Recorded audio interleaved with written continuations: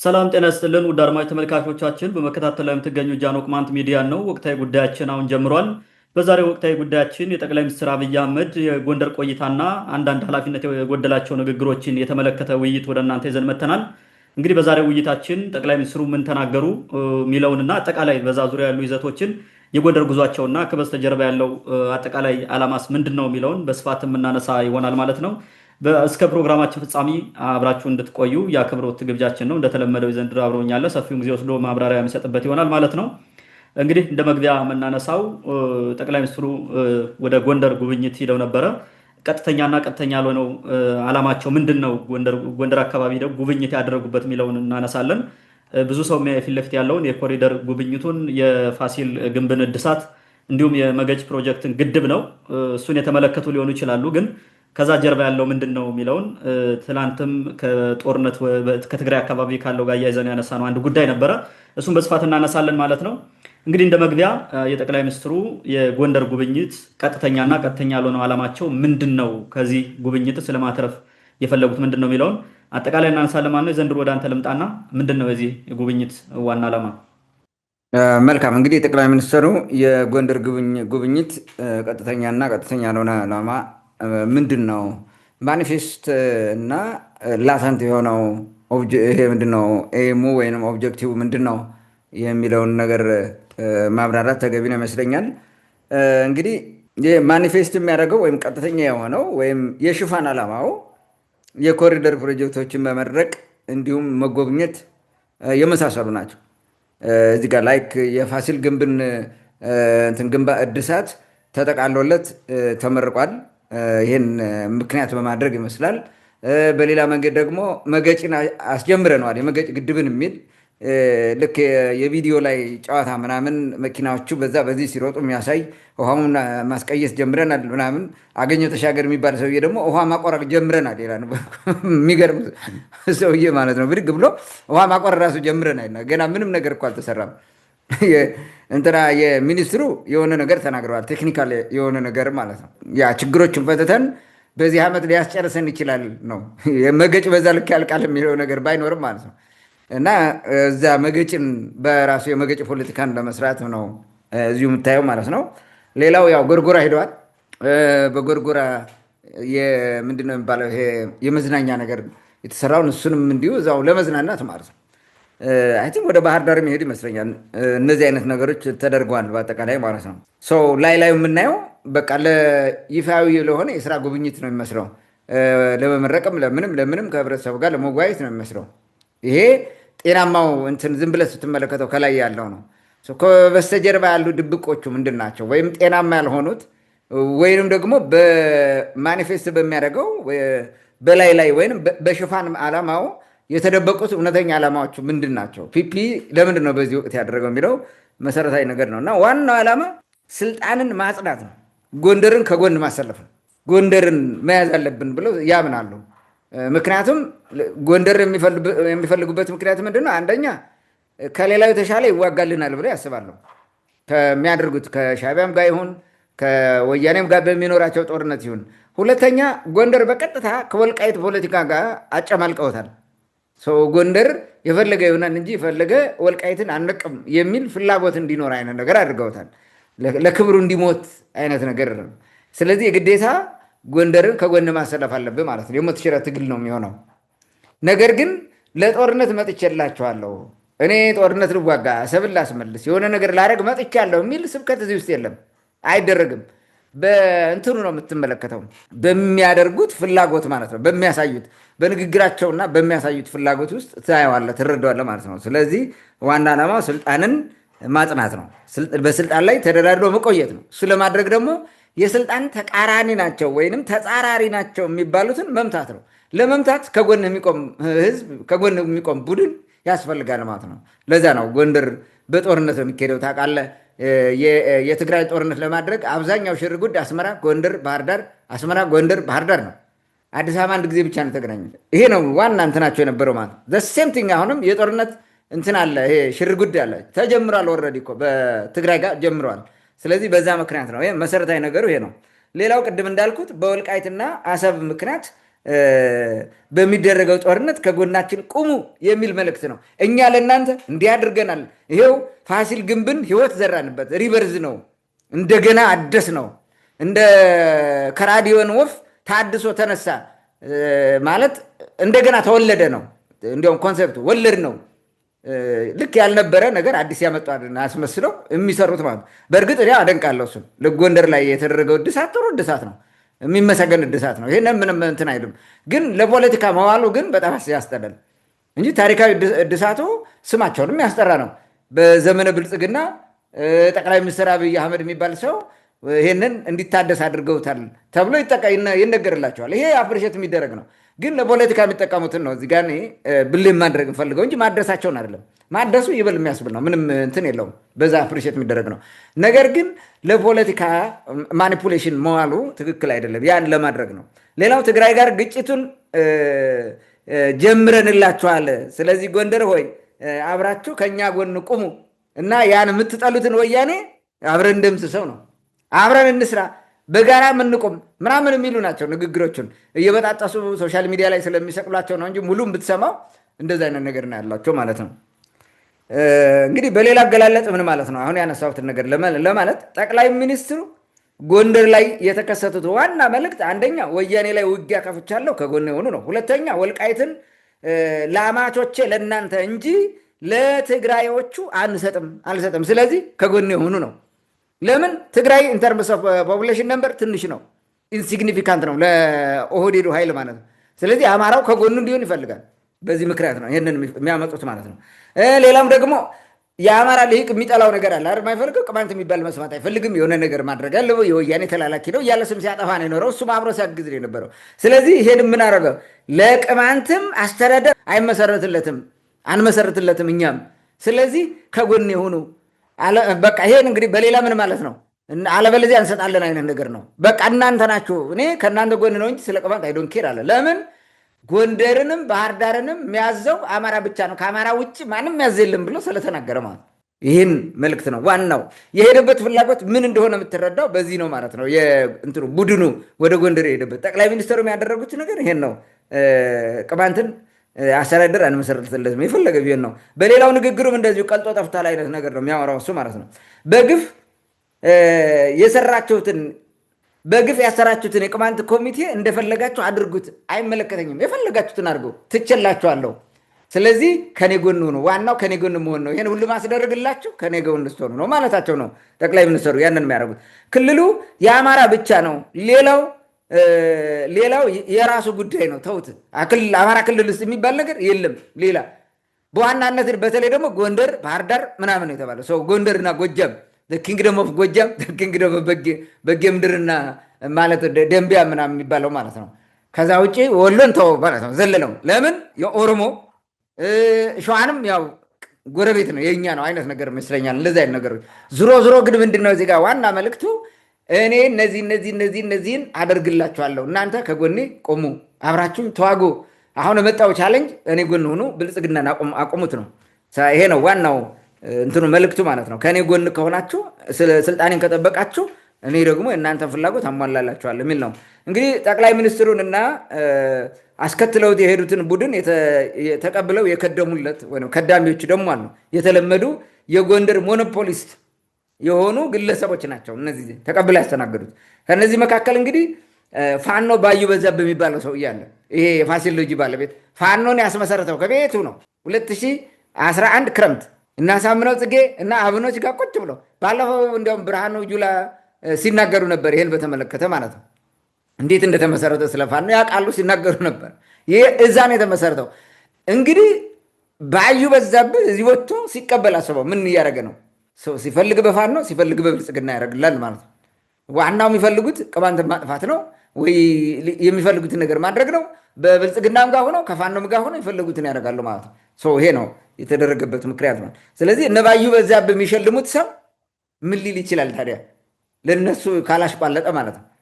ይሄ አንዱ ነው። ሌላው ፋኖ አባ ዩራኒየም ዮሴፍ ረታ የሚባለው ማለት ነው። እሱ ነው ደግሞ ሌላው አሁን ሸላሚ ማለት ይሄም ዋና የፋኖ አሽቋላጭ ነው። ፋኖ ከብልጽግና ጋር ተጣልቷል ይባላል። በሌላ በኩል ደግሞ የፋኖ ዋና ፈጣሪዎቹም አዛዦችም ደጓሚዎችም አብረው ይሰበሰባሉ ከብልጽግና ጋር። እንደዚህ አይነት ስራ ውስጥ የሚሰሩት ማለት ነው። ስለዚህ አሁን እነዚህን ከሰበሰበ ምን ማለት ነው? ሙስሊም ፋኖ የሆነ ሙስሊምም አለ ሼክ በተደጋጋሚ 2012 ጀምሮ አብሮ ከፋኖ ጋር ያዘው ልቀቀው እያሉ ሲያቀራራ የነበረ ባንዲራ እየጎተተ አማራ አማራ የሚል እንትን ሲል የነበረ ሰው አለ።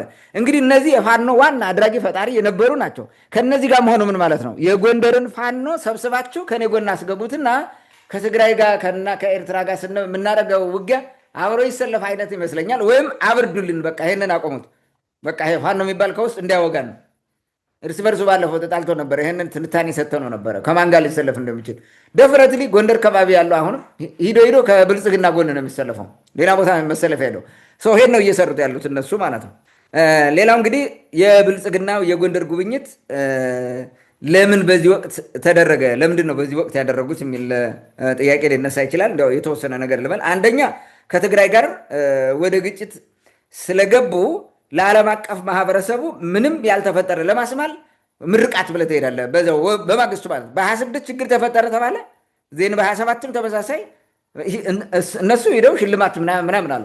የዓለም አቀፍ ማህበረሰቡ የሚያየው የብልጽግና መንግስት ምን እያደረገ ነው፣ ምን ነው የሚሰራው፣ ስለ ጦርነት ነው የሚያወራው ወይ ምንድን ነው? ጦርነት ምንም ነገር እንደሌለ ለማስመሰል ነው ይህን የሚደረገው ማለት ነው። ዋናው ዓለም አቀፍ ማህበረሰቡን ለማደናገር ማለት ነው። ሁለተኛው ከትግራይ ጋር ወደ ግጭት ስለገቡ የጎንደርን ህዝብ ከጎን ለማሰለፍ ነው። ቀደም ብዬ ያነሳሁት ማለት ነው። በዛው እግረ መንገድ ሰው በአንድ ድንጋይ ሁለት ወፍ ማለት ይሄ ነው።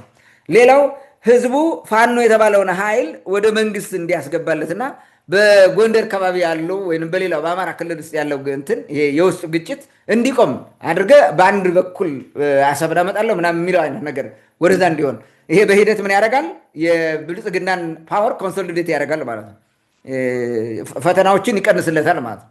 ስለዚህ ስልጣኑ ይደላደላል ማለት ነው። ይህንን ለማድረግ ነው ዋናው እንትኑ። ሌላው ወቅቱን ዝም ብለህ አሁን አስበው ያሉትን ነገሮች ማለት ነው። ቅድም ሳነሳሳ የነበሩት በአጠቃላይ በዚህ በኩል ከፋኖ ጋር፣ በዛ በኩል ከወያኔ ጋር፣ በሌላ በኩል በአሰብ ጉዳይ ባነሱት የእብደት ፖለቲካና የመሳሰሉት በተመለከተ ያለው ነገር ሁኔታው ምን ያመጣል? ህዝብ መቀስቀስ የሚባል ነገር አለው አይደል እንዴ? ፈረንጁ ምን ይለዋል መሰለ ይሄንን ስትራይክ ዲ አይረን ዋይል ኢት ኢዝ ሆት። ብረቱ ግሎ እያለ ምታ ነው ቀጥቅጠው። ብረት ሳይግል ብትቀጠቅጠው ኤነርጂን ነው የሚጨርሰው። ልታሳክለው ትችል ይሆናል በሆነ ነገር ግን ኤነርጂ ያልቃል። ነገር ግን እንትኖቹን ይሄ በጣም ኮምፓክት የሆነውን መቅታውን ትፈትለዋለህ፣ እንትን ታደርገዋለህ ማለት ነው። ታላለዋለህ። መቼ ስታግለው ቀይ ሲሆን ስትቀጠቅጠው በቀላሉ ታጥፈዋለህ። በቀላሉ የፈለግከውን ቅርጽ ታወጣብለታለህ ማለት ነው። ደረቅ ብረት፣ ያልጋለ ብረት ቅርጽ አታወጣም። ዘሴምቲንግ እዚህ ጋር አሁን ወቅታዊ ሁኔታ ነው። በቃ አሁን ምንድነው ጊዜው ሰጥቷል። ሰኔና ሰኞ የሚባለው ማለት ነው። ሰኔና ሰኞ ተገጣጠመላቸው። በዚህ በኩል ጎንደር ተመርቆላቸዋል። የፋሲል ግንብ በዛ አካባቢ ነው ልማት ምናምን የሚባሉ ጉዳዮች አሉ። እነዚህን ትይዝና ከግጭቱ ጋር ታገናኛቸዋለህ። ይህን ተጠቅመህ ግጭቱን የምታሸንፍበት መንገድ ከጎን የሚሰለፍ ነገር ታመጣለህ ማለት ነው። ዛዚት ስትራይኪንግ ዘ አይረን ዋይል ኢት ኢዝ ሆት ማለት ይሄ ነው። ታንክ ዩ። መልካም እንግዲህ በአጠቃላይ ጠቅላይ ሚኒስትሩ የጎንደር ጉብኝት ቀጥተኛና ቀጥተኛ ያልሆኑ አጠቃላይ ዓላማዎችን በስፋት አንስተዋል። በዚህ በጎንደር ቀጠና ጎንደርን ክልል እናደርጋለን የሚለው ኃይልም በስፋት ይህን አጀንዳ ትልቅ አድርጎ የአማች ፖለቲካ በሚል በስፋት እያራገበው ነበረ። ትናንትና እንደ ቀልድም እንደ እውነትም እየተደረገ ግን እነሱ በቁም ነገር በስፋት ጠቅላይ ሚኒስትሩ ጎንደር ላይ የሰሩትን ስራ ቅድም እንዳልከው ከወልቃይት ጋር እየያዙ በስፋት ሲሰሩበት ነበረ። ተገልብጠው ኦልሬዲ ገብተዋል። የተወሰኑት ማህበራዊ ሚዲያ ላይ ያሉት በፊትም የጎንደርን ፖለቲካ በተመለከተ የቅማንትን የጎንደር ክልል ምናምን የሚለውን እሱን በስፋት እንዳነሳ ነው። እነዛ ሰዎች አሁን ወደ መንግስት ሂደዋል። ምክንያቱም ከመንግስት መጠጋት ቅድም እንዳልከው የቅማንትን ጥያቄ አፍኖ ለማስቀረት የወልቃይትን ጉዳይም እነሱ ይዘውን ለመቀጠል እንዲመቻቸው እየሰሩበት ያለው ሁኔታ ስለሆነ ከሰሞኑ ባለፈው ያነሳነው የፋኖ ጸብ በዛ ጎንደር አካባቢ የነበረው በድጋሚ አገርሽቷል። ጉዳዩ ትንሽ ያነሰ ቢሆንም አሁንም አለ። ባለፈው ራሳችን ችለን እንቁም በሚልና ከህወሓት ጋር ሆነን ብልጽግናን እንጣል በሚል ነበር። የአሁኑ ግን ለየት የሚያደርገው ብልጽግና ይሻለናል ወይስ ህወሓት በሚሉት መካከል ነው። ስለዚህ አሁን ለይቶለት ማን የማን ደጋፊ እንደሆነ በግልጽ እየታየ የመጣበት ሁኔታ አለ። ይህም ከዛ ጋር የሚያያዝ ነው። እንግዲህ በነፃነት እዛ አካባቢ እነሱ የሚንቀሳቀሱበት ሁኔታ ስላለ ስለ ሙስሊሙ ሰው እያነሳው ምናልባት ከአጀንዳ ውጭ እንዳይሆን እንጂ እንደውም ሰሞኑን በቀበሌ 18 ይመስለኛል ገንፎ ቁጭ አካባቢ አንድ መስጊድ ውስጥ 5 ሙስሊሞች ታግተው ተወስደው አንዱ በግፍ ተገሎ በወንዝ ዳር ነው ተጥሎ የተገኘው። ይሄ ከፋኖ ዩራኒየም ጋር የሚዞረው ሰውዬ ሸኩ ግን እሱ ግን አለ እስከዛ ድረስ አንዲት ጥያቄ ያነሳል። ከዛው ጠቅላይ ሚኒስትሩ ሲያገኘው ምን ሲል ጎንደር ከተማ በሙስሊሙ ላይ ስለሚደርሰው ጉዳት፣ በደል፣ ሰብአዊ መብት ጥሰት አይናገርም እና በዚህ ደረጃ ነው እየቀጠለ ያለው። ያንን በተደጋጋሚ ስላነሳ ነው በስፋትም ስላነሳው ብዙ ሰውም ስለሚያውቀው እሱን ብዙ ሀሳብ አልሰጥበት ደስ ይለኛል። ወደሚቀጥለው ጥያቄ እንለፍና እንግዲህ በተወሰነ መልኩ አንስተዋል።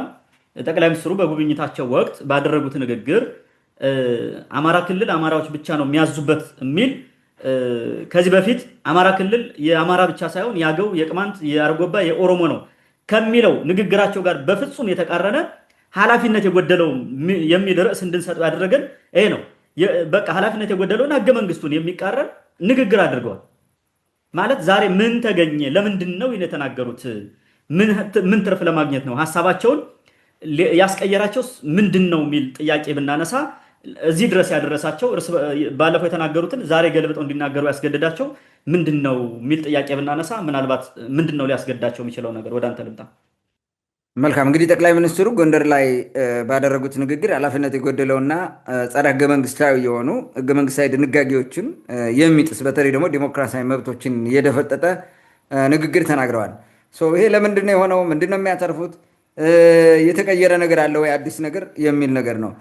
እንዲሁ በጥቅሉ ለማየት ጠቅላይ ሚኒስትር አብይ አህመድ ዛሬ የተናገሩትን ነገ አይደግሙትም። ይሄ ይታወቃል። ዛሬ የወሰዱትን አቋም ሌላ ጊዜ አፍርሰውት ነው የምታገኘው። እስኪ አሁን ወደ ስልጣን ከመጡ ጊዜ ጀምሮ ያሉትን ንግግሮች በሙሉ ወደኋላ ሄድና እያቸው። መግደል መሸነፍ ነው የሚለውን ውሰደውና ማን የገደለው ለመለቶ ማለት ነው። እኔ ህዝብ እንደዚህ ካደረገኝ ስልጣን እለቃለሁ የሚለውን ውሰደውና ሌላ ነገር አምጣ። ስለ ሰላም ሰብከው የገቡበት ጦርነት አስበው እና በርካታ ማይገናኝ እርስ በርስ የተጣረሱ ውሸት ራሱ በሽ እኮ ነው ውሸት። ዝናብ እያመረትን ነው በእንትን ማለት በቴክኖሎጂ ዝናብ እያመረትን ነው፣ ግን አንድ ዝናብ የለም። ነዳጅ የወጣ ብለውን ነበር፣ የወጣ ነዳጅ የለም። በጣም ብዙ ነገር እኮ ነው። ምን የሆነ ቋሚ ባህሪ የላቸውም ሲጀምር ማለት ነው። ይሄ ምንድን ነው? የሆነ ኮንቲንጀንት የሆነ ነገር አይነት ነገር ነው። እንደ ሁኔታው ነው አክት የሚያደርጉት። የፈለገ ቢሆን እንደ ሁኔታው ነው እንጂ የባለፈው አቋሚ እንደዚህ ነበረ ብለው ሪፈር ባክ አድርገው ከዛ ተነስተው የአሁኑን አስተካክለው ወይንም ያኛውን አቋም መቀየራቸውን እውን አድርገው ተናግረው ማለት ነው። ያኛውን በዚህ ነበረ ይሄ ስህተት ስለሆነ በዚህ መጥቻለሁ ብለው ሳይናገሩ እንደፈለገ ነው የሚሄዱት። ማንም እንትን አይልም። ንግግራቸውም ራሱ ንጉሥ አይከሰስም ነው እንጂ ይጠየቃል አይጠየቅም፣ ኃላፊነት አለብኝ፣ ሰዎቹ ሪፈር ባክ ያደርጋሉ ምናምን የሚል ነገር የለም። ይሄ ሾርት ሚሞሪ ምናምን በሚል አይነት እንትን እንደፈለገ ነው የሚናገሩት እና ከዛ አንጻር ብንመለከተው ጥሩ ይመስለኛል። የንግግር የአቋም ለውጥ አምጥተዋል ወይ? ምንም ያመጡት የአቋም ለውጥ የለም ሲጀምር ማለት ነው። ምክንያቱም ጠቅላይ ሚኒስትር አብይ አህመድ የሚፈልጉት ስልጣን ነው። በስልጣን ላይ ደግሞ ምንድነው መሆን የሚፈልጉት? ንጉሥ ነው። ያን ንጉሥናቸው የሚያስጠብቅ ነገር ላይ ፎከስ ያደርጋሉ። ቅማንት መጥፋት ካለ ያጠፉታል፣ ይፈቅዳሉ፣ ይሁንለት። የትግራይ ህዝብን ከጠፋ ይጥፋ፣ አማራውን ቢሆን ከጠፋ ይጥፋ። ዋናው ስልጣኔን ያቆማል አያቆምም ነው። ቤተክርስቲያን ገብቶ በመፈትፈትም ስልጣናቸውን እስካቆመ ድረስ ያመጡታል፣ ያደርጉታል። ልክ የአሜሪካውን ሲኖዶስ እና የኢትዮጵያን ሲኖዶስ አምጥተው በፖለቲካ አቀላቅለው ፍዳውን አሁን እንዳፈረሱት ማለት ነው። ቤተክርስቲያን ፍርስርሱን እንዳወጡት ማለት ነው። ልክ እንደፈለጉ ነው የሚያደርጉት።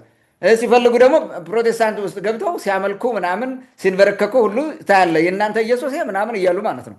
ሙስሊሙ ጋር ሄደው ደግሞ ሲሳሳሙ ሲስሙ ሲባረኩ ምናምን ታያቸዋለ። አብይ አህመድ በምን እንትን ትይዛቸዋለ ላይ አሁን ቻሜሎን ታውቃለህ አይደለ? ቻሜሎን መልኳን ትቀያይራለች። ከአረንጓዴው አረንጓዴ፣ ከቢጫው ቢጫ፣ ከቀዩ ቀይ፣ ዥጉርጉሩ ላይ ዥጉርጉር ነው የምትለው። እንደዛ ነው። ብልጽግና የሚባለው ራሱ እንደዚህ ነው አቋሙ። ብልጽግና እንዳለ አሳን ኢንቲቲ እንደዛ ነው። መቼ የሆነ ነገር እንትን አታገኝበትም። ለዛ ነው አንድ ወጥ የሆነ እንትኖች መሪዎቹ በተለያየ የሚኒስቴር መስሪያ ቤት ኃላፊዎች ምናምን ወጥተው መግለጫ መስጠት አይችሉም። መግለጫው የሚሰጠው ጠቅላይ ሚኒስትር አብይ አህመድ ናቸው ማለት ነው። አሁን ጠቅላይ ሚኒስትር መግለጫ የሚሰጡበት ምክንያት ምንድን ነው? እሳቸው እንደ ወቅቱ እየተገለባበጡ የፈለጉትን ማድረግ ይችላሉ። ሌላው ግን ያን ማድረግ አይችልም። እንዲያደርግም አይፈቅዱለትም። አድርግ ቢሉትም አይችልም። ስለዚህ የግዴታ ይሄኛውን እንትን ይሄን የፖለቲካ መንከባለል የሚያውቁት እሳቸው ስለሆነ ይሄን ያደርጋሉ። እና ከዛ አንጻር እንመልከተው እስኪ ንግግራቸውን እንስማው። ግን አሁን ምንድን ነው የተናገሩት የሚለውን እንስማ። ዛሬ ጎንደርን፣ ባህር ዳርን ወይም አማራ ክልልን ከአማሮች በስተቀር ማንም አያዝበትም። እኛ እንደው ሲፈቀድልን እንደ ድል ወስደን ከማገዝ ባሻገር በዕለት ተዕለት ጉዳይና ስራዎች ውስጥ እጃችን አናስገባም። ይህ እድል ኢትዮጵያ ውስጥ አልነበረም። እንግዲህ እንደሰማችሁት ዛሬ ጎንደርን፣ ባህር ዳርን ወይም አማራ ክልልን ከአማሮች በስተቀር ማንም አያዝበትም። ይሄ ነው እንግዲህ ዋናው ኃላፊነት የጎደለው ንግግር ነው ያለው። ይሄ ነው። እንዲህ መናገር ከሳቸው ይጠበቃል፣ ከሚጠበቀው በላይ ነው ይጠበቃል። ከዚህም በላይ ይናገራሉ። ምን ችግር አለ? ነገር ግን ኃላፊነት የጎደለው ታዲያ ለምን ትላላችሁ የሚል ከህግ ውጭ ሆነ ከአንድ ጠቅላይ ሚኒስትር የማይጠበቅ ህገ መንግስቱን የተቃረነ ስለሆነ ነው ኃላፊነት የጎደለው ያለ። አንድ ጠቅላይ ሚኒስትር እንዲህ አይነት ንግግር አይናገርም። ምክንያቱም የአማራ ክልል የሚባለው ክልል ብዙ ህዝቦችን፣ ብሔር ብሔረሰቦችን ጨፍልቆ ድጦ የያዘ ነው ከውስጡ ያለው ማለት ነው። እሳቸውም ከዚህ በፊት በተናገሩት ሌሎች ህዝቦች እንዳሉ ሲናገሩ ነበር፣ እናያቸዋለን። እነሱንም ራሱ አንድ ባንድ ማለት ነው። ስለዚህ ያንን አፈርድሜ አስበልተው አዲስ ያመጡት ንግግር ስለሆነ ኃላፊነት የጎደለው ነው ንግግሩ። ትክክል አይደለም፣ ጸረ ህገ መንግስታዊም ነው። እንግዲህ ይሄ ንግግር የህገ መንግስቱን አንቀጽ 8፣ 39፣ 47 ወዘተን የጣሰ ነው። አይ ቲንክ አንቀጽ 47 ንዑስ አንቀጽ 2 ይመስለኛል በክልል ውስጥ ያሉ ህዝቦች በየትኛውም ጊዜ የክልልነት ጥያቄ መጠየቅ ይችላሉ የሚለው መብት አላቸው። እዛ ያሉትን ግን እንደሌሉ ዳጣቸው ማለት ነው። አንቀጽ 8 ሉዓላዊ የስልጣን ባለቤት ብሔር ብሔረሰቦችና ህዝቦች ናቸው ይላል። እዛ ውስጥ ያሉ ብሔር ብሔረሰቦችና ህዝቦች ሉዓላዊ የስልጣን ባለቤት አይደሉም፣ አማራ ብቻ ነው። ይሄ በጣም የህገ መንግስቱ ዋናው እንትን ነው። የዲሞክራሲ መብት የሚባለው ዋናው መሰረቱ ይሄ ነው። አንቀጽ 8 ነው። አንቀጽ 8 ሙሉ በሙሉ በፌስታል ጠቅልሎ በካልቾ እንደማለት ነው ንግግራቸው ማለት ነው። አንቀጽ 39ም እያንዳንዱ ብሔር ብሔረሰብና ህዝብ ራሱን በራሱ የማስተዳደር መብት አለው እስከ መገንጠል ይላል። ይሄን መብት እንዲሁ ድምጥማጡን አጠፉት ማለት ማን ያስተዳድር? አማራ። ማን ያስተዳድር? በቃ የአማራ ክልል የአማራ ባለስልጣን ነው የሚያስተዳድረው። አማራውን ታዲያ ለምንድን ነው በሌላ ሀገር ኦሮሚያ ክልል እኮ አማራው እንደ ልቡ ይንቀሳቀሳል። እንደ ልቡ ነው እንደሚሆነው። አማራው ሌላ ቦታ አዲስ አበባን ብለው የትም ብለው ምንድን ነው የሚሆነው? አማራው አሁን ናዝሬት፣ ደብረ ዘይት ምናምን የሚባሉ አካባቢዎች አማራው እንደ ልቡ ይንቀሳቀሳል። እንደ ልቡ ጥያቄ መጠየቅ ይችላል። የፈለገውን ማድረግ ይችላል። ለምንድን ነው አማራ ክልል ብቻ የፈለገውን አድርግ ማለት? አዲስ አበባ ለምን እንደዛ አይሉትም?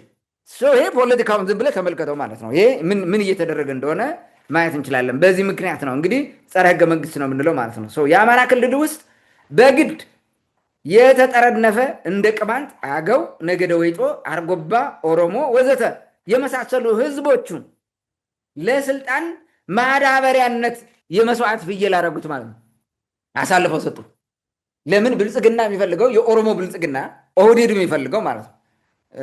ተረኛ ነኝ ብሎ የሚያምነው ኦህዴድ የሚፈልገው ስልጣኑን ማቆየት ነው።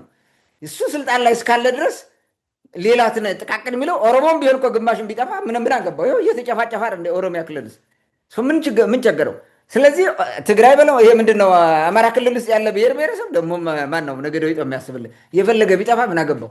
ይሄን ነው የሚያሳየው። ግዴለሽነት፣ ኃላፊነት የጎደለው ንግግር ነው። ለስልጣን ብቻ በመስገብገብ የተነገረ ንግግር መሆኑን ማወቅ እንችላለን ማለት ነው። ሌላው በተለይ ደግሞ ቅማንት ስለመሰረተውና አጥንቶ ስላቆየው የጎንደር ስልጣኔ እያወሩ ቅማንትን የካደ እብደት የተሞላበት ንግግር ነው።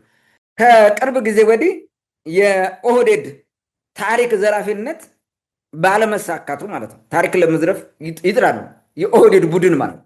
ምክንያቱም ለኦሮሞ ህዝብ ብሎ ሳይሆን የበላይነቱን ጠብቆ ለመሄድ ነው። ድሮ የአማራ ገዢ መደብ የምንለው ለአማራው አስቦ ሳይሆን የራሱን ስልጣን ሲያደላድል እንደቆየው ሁሉ የኦሮሞው ገዢ መደብም አሁን ስልጣን ላይ የወጣው ይህን ማድረግ ይፈልጋል። ስለዚህ ምን ማድረግ ነው የተጀመረው? ታሪክ መዝረፍ ነው። ከዚህ በፊት አንስተናል። የሆነ ነገሮችን ነጥቦችን አንስተው አይተናል። ብዙ ዝርፊያዎች ተጀምረዋል። በሚዲያ ምናምን ወጥተው የሚያደርጉት ማለት ነው። ስለዚህ አሁን ያ ተሞክሮ ግን የሚሆን አይደለም። ለምን? ዲፌንድ የሚያደርግ አካል አለ። የታሪክና የእውነት ዘብ ሆኖ የቆመ ህዝብ አለ። እውነት ሆኖ ዝም ብሎ የተቀመጠ ማለት መሬት ላይ ያለ ፋክት ያለው ማለት ባይናገርም የሚያሸንፍ ህዝብ አለ ቅማንት የሚባል። ለምን? ፋክቶቹ መሬት ያሉ ሁሉ ነገሮች በቃ የትም ቦታ አያስኬዱም። ስለዚህ የግዴታ እንደዚህ አይነት ህዝቦችን ዲናይ ማድረግ፣ ሉክ ዳውን ማድረግ፣ ማዋረድ፣ የሆነ ዲግሬድ ታደርገዋለህ። እንትኑ ኳሊቲውን እያወረድክ ማጥፋት ማለት ነው። ስለዚህ እንዲጠፋላቸው ይፈልጋሉ። ይሄ የዘር ማጥፋት ነው። በነገራችን ላይ አብይ አህመድ የፈጸሙት ወይም ያስተላለፉት የዘር ማጥፋት ወንጀል ነው። የትላንት ነው። እዛ ያሉ ህዝቦችን ሙሉ በሙሉ እየደረመሰ ዲድን እያደረገ ዘር ማጥፋት ነው ማለት ነው። ስለዚህ ዘር ለማጥፋት ነው። ይሄም ደግሞ ለራሳቸው ካልኩሌት አድርገው ለስልጣናቸው ለራሳቸው ማለት ነው። ሌላው የኦህዴዱ ኦሮሞማ ጁንታ ነው የምለው እኔ ጁንታ ብዬ ነው የምጠራው ይሄን እዚህ በኋላ ምክንያቱም የሚሰሩት ነገር ሁሉ እንደዛ ስለሆነ ማለት ኦሮሞማ ማለት በኦሮሞ ስም የሚነግደው ማለት ነው። ኦሮሞነት ብለው ነው የሚያወሩት እነሱ። ይሄ አይደለም በኦሮሞነት የሚነግደው የሚሸቀጠው ቡድን ማለት ነው። የኦሮሞ ገዢ መደብ በለው ይሄ የኦሮሞ ገዢ መደብ ጁንታ ነው ለኔ። የአማራው ገዢ መደብ ጁንታ ሆኖ ነው የቀጠለው። የቲፒኤልኤፍን ጁንታን ብለው ተመሳሳይ ነው። ኖ ዲፈረንስ ተዋል። ስለዚህ ይሄ ቡድን ልክ ወያኔ ሲያደርግ እንደነበረው ከራሱ ቡድን ጥቅም ባሻገር ለህዝቦች ጣጣ እንደሌለው የሚያሳይ ነው ንግግሩ። ራሱ ጣጣ እንደሌለው ለእርሱ ጥቅም እስከቆመ ድረስ ማለት ነው። አብይ አህመድ ስልጣን ላይ የሚቆመው ኦሮሞማ ወይንም ይሄ ምንድን ነው ኦህዴዱ እስካለ ድረስ ነው። የኦህዴዱ ቡድን እስካለ ድረስ ነው። የወያኔ ቡድን ስልጣን ላይ የነበረው ህወሓት የምትባለው እስከነበረች ድረስ ነው። ህወሓት ከስልጣን ስትገለል ሁሉም የለም። ዘ ሴም ቲንግ ኦህዴድ የሚባለው ከስልጣን ከተገለለ አብይ አህመድን አታገኘውም፣ እዛ ቆሞ አታገኘውም። ስለዚህ የግዴታ ኦህዴድ የሚባለው ኃይል ስልጣን ጨብጦ እንደያዘ ማለት እንዲቀጥል ነው። የስ እንደዛ ማድረግ እኮ ነው። የተለያየ ስልጣን ዋና ዋና የስልጣን ቦታዎችን ለኦሮሞ ነው የሚሰጠው። ይህን ታውቃለህ። ስልጣን የሚሰጥበት ቦታ ማለት ዋና ዋና የስልጣን ቦታ ኢታማዦር ሹም፣ የመከላከያ፣ የደህንነት፣ የምናምን ወሳኝ የሚባለው የሚኒስትር ቦታዎች እንደዛ ነው የሚደረጉት። ዊኖ ይሄ እንዳሁም ሌሎችም ሰዎች ብዙ ያወሩታል፣ ይናገሩታል። እንዲህ አይነት ነገሮች አሉ። በቲፒኤልኤፍ በነበረበት ዘመን የመንግስት መስሪያ ቤቶች በሙሉ በትግርኛ ዶሚኔት ተደርገው ነበረ። በትግርኛ ዶሚኔት መደረጉ ትግርኛ መነገሩ ጣጣ አይደለም፣ ችግር አይደለም። ትግርኛ ቋንቋ ነው፣ የስራ ቋንቋ ቢሆን ቅር አይለኝም። እኔ ግን የሚያሳየው አንፌር የሆነ የበላይነት እንዳለ ነው የሚያሳየው፣ እዛ ውስጥ እንደመጣ ማለት ነው። ዘሴም ቲንግ አሁን በተለያየ የመንግስት የፌዴራል መስሪያ ቤቶች የኦሮምኛ የበላይነት ታገኝበታለህ። ኦሮምኛ የስራ ቋንቋ ሆኖ አይደለም እንደዛ የተደረገው፣ በኦሮሞ ዶሚኔት የማድረግ አይነት እንቅስቃሴ ስለተንቀሳቀሱ ነው። ይሄን ያነሳውበት ምክንያት ለምንድን ነው? ይሄን እንዲህ አይነት ጥቅምን ጠብቆ ለመሄድ የግዴታ የቁጥር ጨዋታ መጫወት አለባቸው። ልክ ህወሓት እንዳደረገው ማለት ህወሓት ኦሮሞውን፣ ደቡብ ኢትዮጵያውን እና አማራውን ከያዝኩኝ ሌላው ጣጣ የለውም ብሎ ትቶት ነበረ። ዘሴም ቲንግ አሁን ኦህዴድ የትግራይ ቡድን ትንሽ ነው በቁጥሩ ምንም አያመጣም፣ በዛ ላይ ተቃራኒ ነው ለእኛ። ስለዚህ እሱን ተወው። አማራውን እያለሁ፣ አፋሩን እያለሁ፣ ሶማሌ እያለሁ፣ ደቡብ ኢትዮጵያ ሜኔ ነው፣ ኦሮሞ ሜኔ ነው፣ ጋምቤላ ሜኔ ነው። ስለዚህ ዋናው እዚህ ጋር የሚሟማተው አማራውን እንዳያጣ ነው። ስለዚህ ለአማራው እከፍላለሁ፣ አማራው ሊቅ ለሚፈልገው እከፍላለሁ የሚለውን ለማድረግ እንደፈለገ ይናገራል ማለት ነው። እዚህ ጋር ነው ዋናው የቁጥር ጨዋታ የሚመጣው ማለት ነው። ስለዚህ ከዚህ ጋር ነው እነሱ የሚፈልጉት የራሳቸውን ስግብግብ የሆነ የቡድን ጥቅም ለማስጠበቅ እየሰሩ ነው። ለዛ ነው ለአገው ማይጨንቃቸው፣ ወሎ ውስጥ ላለው ኦሮሞ ማይጨንቃቸው፣ ለነገደ ወይጦም ላርጎባው ማይጨንቃቸው፣ ለቅማንቱ አይጨንቃቸው። ምንም ከጥፍራቸው አይቆጥሩትም። ዘሴንቲም ቲፒኤልኤፍ የሚባል ሀይል ይሄን ነው አድርጎ የመጣው። ሲሰርዘን እኮ ምንም ስቅጥጥ አላለውም ቲፒኤልኤፍ። ይሄም ደግሞ እንደዛው ነው ያደረገው። ያ ሰረዘ በአዋጅ፣ ይሄም በአደባባይ ወጥቶ ሰረዘን። ሌላ ነገር የለውም። ጠቅላይ ሚኒስትር አብይ አህመድ በህግ ሳይሆን በስሜታቸው አገሪቱን እየዘወሯት መሆናቸውን ያመላክታል። ይሄ ማለት ደግሞ ብልጽግና በህግ አይደለም የሚመራው። የህግ ማዕቀፎቹን ሲያከብር ምናምን አታያቸውም። የህግ የበላይነት ሲከበር አታይም። ሰው እንደመጣለት ይናገራል፣ እንደመጣለት ይሰራል። እንዲህ አይነት ነገር ነው ብልጽግና የሚሰራው ማለት ነው።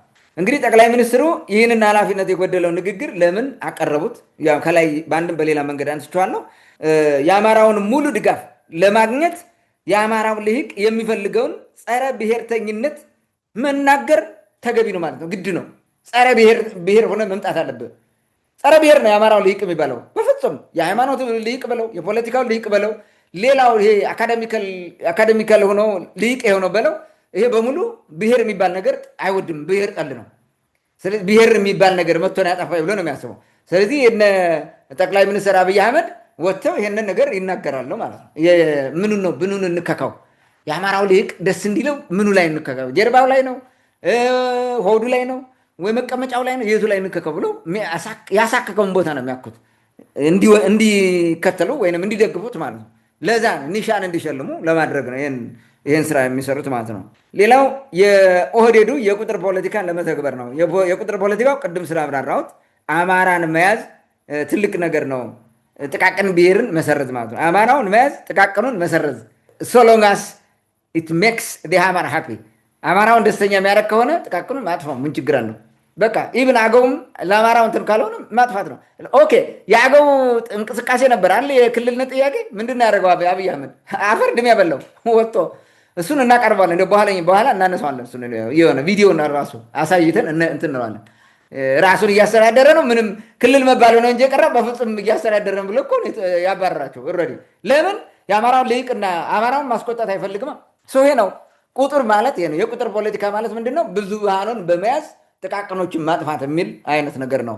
ትልቁ ስህተት ምንድን ነው? ህብረ ብሔር ፌዴራሊዝም የሚል ወስዶ በብሔር ጨዋታ እየተጫወተ ግን ደግሞ በህዝብ ቁጥር ማድረጉ ነው።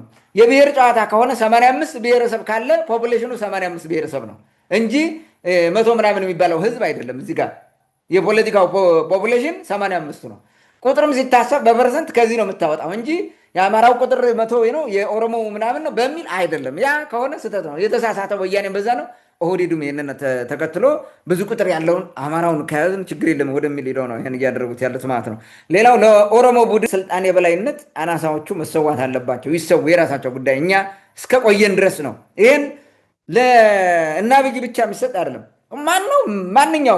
ማናቸውም እያደረጉት የመጡት ነው። ከጥንት ጀምረው ያደረጉት ምናልባት ደርግ ያላደረገው ይመስለኛል። ደርግ አድርጎታል ብዬ አላስብም። ደርግ አላደረገው። ከዛ ውጭ ግን በፊት የነበሩት ዘውዳውያንም አድርገውታል። ኢህአዴግም የሚባለውም አድርጎታል። አሁንም ብልጽግና እያደረገው ነው። የአባቱን እያደረገ ነው። ሌላ ነገር የተለየ ነገር አላመጣም። ምን ለማግኘት ነው?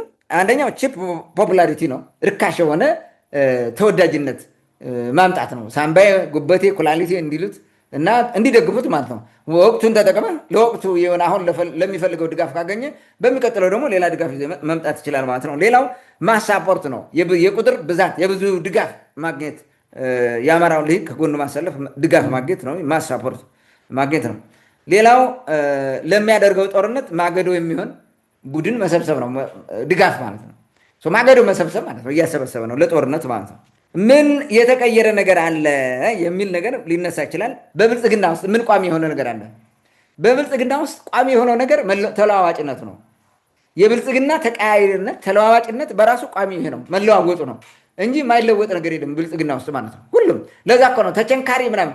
ግን ደግሞ ብልጽግና በመሰረታዊ እንትኑ ባህሪው ተቸንካሪ ነው በሆነ ነገሩ ማለት ነው። ላይክ የማይጥሰው ድንበር ሞልቶታል።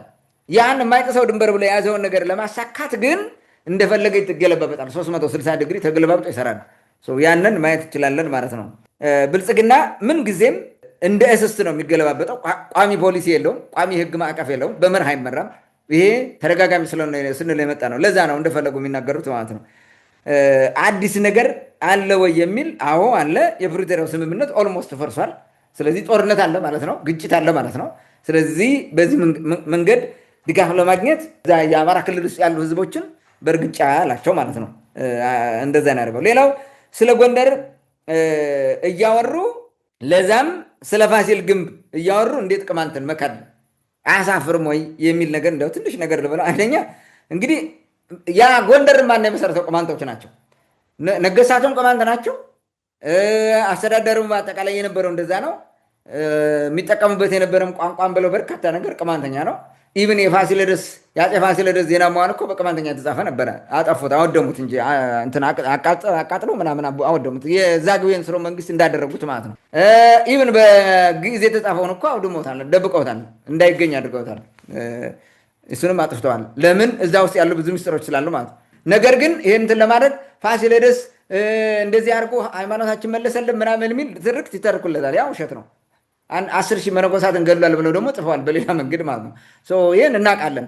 ይሄን ሆኖ እያለ አፄ ፋሲለደስ ቅማንት መሆኑ እየታወቀ የቅማንትን ስነልቦና ይዞ እንደመራ እየታወቀ ተከታዮቹ በሙሉ ቅማንቶች እንደነበሩ እየታወቀ ምዝገኒ ድግና የሚል ድግና የነበረ ለፋሲል መስሪያ ሲፈቅዱለት ቅማንትነቱን አረጋግጠው የሕገ ልቦና ስርዓትን ሊከተል የወንበር ስርዓቱን ሊከተል አረጋግጠው ነው በዛ እንትን አድርገው ነው የሰጡት። ይህ እየታወቀ ግንቡን ሰርተው ማዕከል ግንብ ወይንም የወዳጆች ግንብ ብለው ስም ሲያወጡለት እያወቁ የልጁ ግንብ አይከል ግንብ ተብሎ እንደሚጠራ እያወቁ ይህ በዜና መዋዕላቸው ሁሉ ተጽፎ እያለ ወንበር በር የሚል እያለላቸው የፋሲለደስ ዜና መዋዕል በቅማንተኛም በግዕዝም የተጻፈ እንዳለ እያወቁ ግንቡ የቅማንት ፈጠራ ስራ እንደሆነ አዛዥ ባህሪን በ1530 ዓመተ ምህረት የሰራው ባህሪን ግንብ የሚባል አለላቸው እዛ ምንዝሮ ጸዳ አካባቢ ማለት ነው። ይሄ ሁሉ እየታወቀ ቅማንት እንዲህ ማድረግ ምን ያክል ወራዳነት ነው? ይህን ስትመለከተ በጣም የሚያሳዝነው። እናም አማራ ብቻ ነው የሚያዝ ማለት ትልቅ ውርደት ነው፣ ታሪካዊ ክስረት ነው፣ ኪሳራነት ነው። የኦሮሞውን ፖለቲካ ራሱ የሚያበላሽ ነው። በተለይ ደግሞ አሁን ስልጣን ላይ ያለውም ማለት ነው። የሌሎች የኦሮሞ ልሂቃን ላይሆን ይችላል።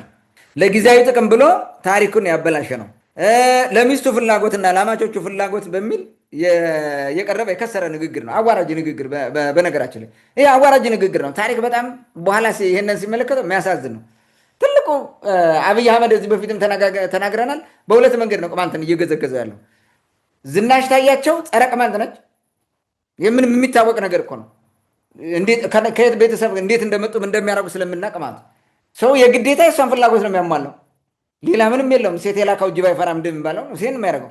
አማቾቹም አብዛኛዎቹ ጎንደር የሚሉት እነሱ አሁን ይሄ ወጥተው ኒሻን ምናምን ካባ የሚያለብሱት እነሱ እንደዛ ናቸው። ስለዚህ በዚህ መንገድ ነው ሙሉት ፖለቲካሊም ስራ ይሰራል። ይኸው ቅድም እንዳነሳ ነው ማለት ፖለቲካሊ ቅማንትን ዲኔይ በማድረግ ማጆሪቲውን የአማራ ልሂቅ ማስደሰት፣ ከጎኑ ማሰለፍ፣ የእነሱ ስልጣን ማደላደል ነው። ታንኪዩ።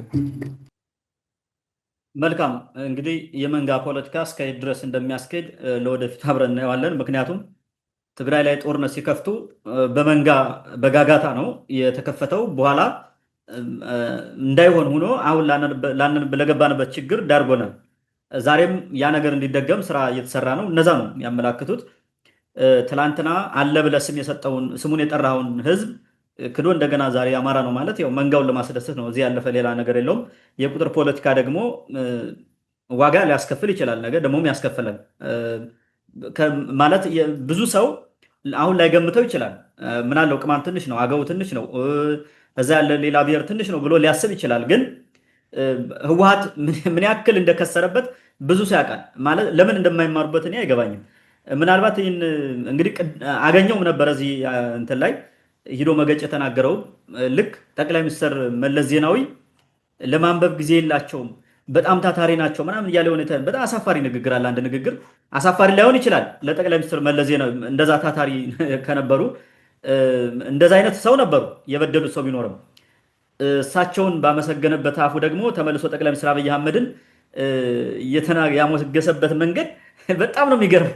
ከአንድ ምላስ ምንድነው ከአንድ ራስ ሁለት ምላስ አይነት ነገር ነው። ወደ 6-7 ፕሬዚዳንቶች አማራ ክልልን መርተናል። መተን ፎቶ ተነስተን ያው ፕሮጀክቶች ተጀምረው ስለቀሩ እንናደዳለን፣ ግን አንጨርሰውም ነበር። አሁን ግን ምናምን ጨርሰውታል ብሎ ነገር ይናገራል። እንግዲህ ይሄ ያው ለመንጋ ፖለቲካነት እንደተመጣ የሚያሳዩ ነገሮች አሉ። እሱን በስፋት ስላነሳው እኔ በዚህ ጉዳይ የምለው ነገር የለኝም። ቀጥለን እንግዲህ ጠቅላይ ሚኒስትሩ ከዚህ በፊት ያደረጓቸው ንግግሮች ትላንት ካደረጓቸው ንግግሮች ጋር ይጣጣም ይሆን የሚል ጥያቄ ማንሳት ስላለብን ማስረጃ ማንሳት አለብን። ለምሳሌ ትላንት አማራ ክልልን አማሮች ብቻ ነው የሚያዙት ብለዋል። ከዚህ በፊት ደግሞ አማራ ክልል የኦሮሞም የአገውም የቅማንትም የአርጎባም እንደሆነ ተናግረዋል።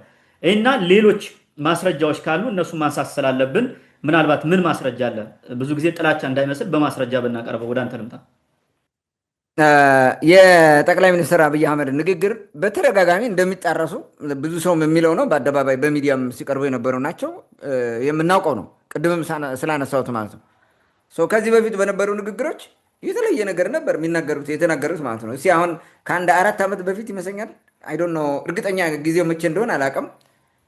ይሄን ነገር እንስማ እስኪ። ለማንኛውም በአንድ ወቅት የተናገሩት ማለት ነው። ጊዜውን ስፔሲፋይ ማድረግ አልችልም። በአንድ ወቅት እንዲህ ብለው ነበረ።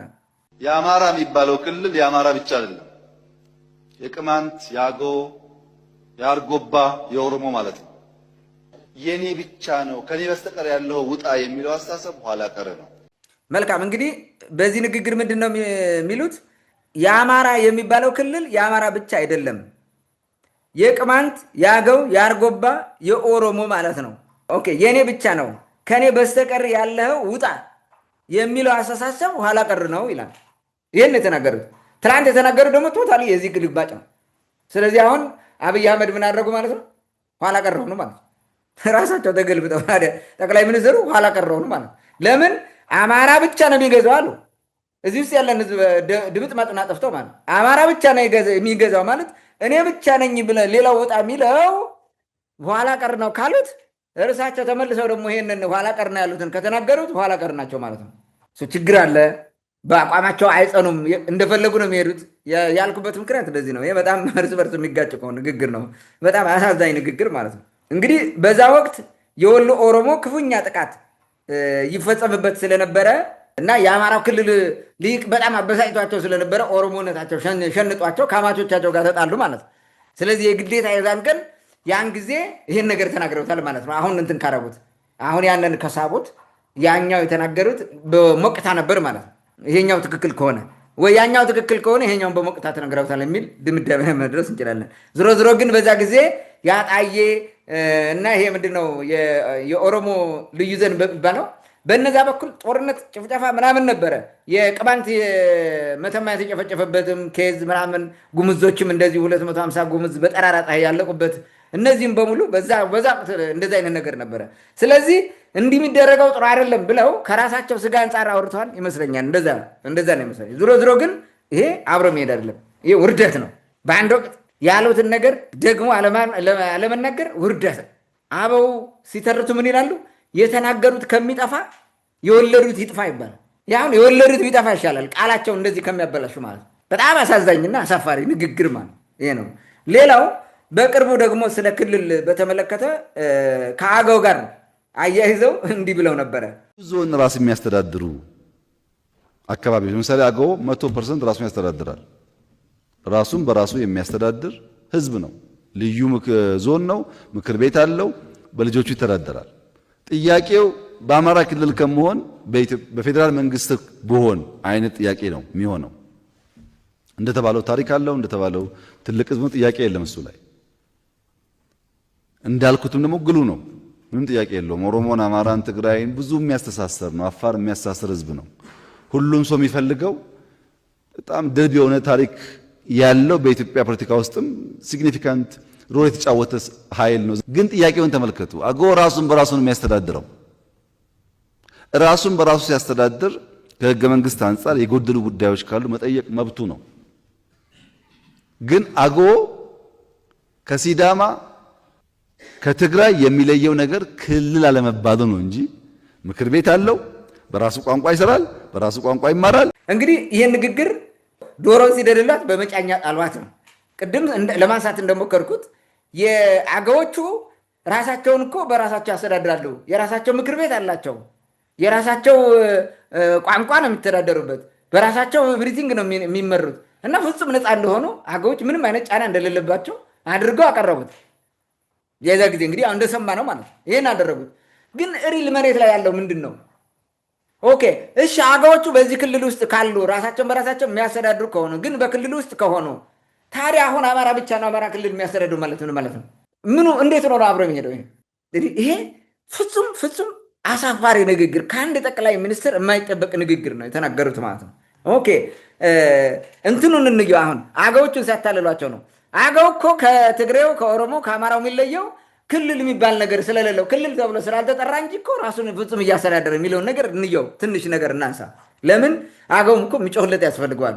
አንዳንዶቹ የአገው ምሁራን ተላላኪ ሆነው እዛ ገብተው ዝም ያሏሉ። ይህም መናገር አይፈልጉም። በነገራችን ላይ ነውር ነው። እነሱ ግን እኛ እንናገርላቸው። እንግዲህ አገው የራሱ ብሔረሰብ ዞን ቢኖረውም የራሱ በጀት የለውም። ቀጥታ ከፌዴራል የሚመደብለት በጀት የለም። በጀቱ ማነው የሚመድብለት? የአማራ ክልል ማነው የሚመድብለት? አማራዎቹ። የአማራ ልሂቃን ላይ ደግሞ የሚገዛው የሚያጠው ሰው እሱ አይደለ? ሰው አማራ ነው የሚመድብልህ ማለት ነው። ለአገው አማራ መደበ ማለት እያንዳንዱ ብሔረሰብ ሉዓላዊ ስልጣን ባለቤት የሚለውን ነገር አጠፋው። አንዱ የስልጣን ሉዓላዊ ስልጣን ባለቤት ነው፣ ሌላው በሞግዚት ነው የሚተዳደረው። እንዴት ሊሆን ይችላል? በአማራ እየተመደበልህ በጀት ማለት ነው። ይሄን ያዝ። አንድ ሌላው ሁሉም ነገር የሚወሰንለት በአማራ ምክር ቤት ነው። ኤቭሪቲንግ ተወስኖ የሚሰጠውን ነው የሚፈጽመው። የብሔረሰብ ዞንም ሆነ ምን ሆነ ነፃነት የለውም። ከአማራ ክልል ምክር ቤት ነፃ አይደለም። ኦኬ ምክር ቤት አለው ቢባል ማለት ነው በራሱ ቋንቋ አይተዳደርም። በአማርኛ ነው የሚተዳደረው።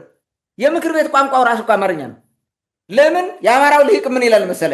አማርኛ የክልሉ የስራ ቋንቋ ስለሆነ አንተም በክልሉ ውስጥ ስላለህ አማርኛ ነው የምትተዳደሩት ብሎ አማርኛ እኮ ነው ጥያቄ አቅርበው ባለፈው ሙከራ አድርገው እኮ የመጣባቸው ውርጅብኝ በጣም ብዙ ነበረ። ይህን ለማድረግ ማለት ነው። አገውኛ እኮ የእንትን ቋንቋ አይደለም፣ የስራ ቋንቋ አይደለም። አገዋዊ ውስጥ ሕምራ አገውኛ የስራ ቋንቋ አይደለም፣ አማርኛ ነው። ትምህርት ይማሩበታል። ትምህርት ኦኬ ኦንሊ እንትን ማለት ነው ትምህርት። ያም ሙሉ በሙሉ በተሟላ ሁኔታ አይደለም።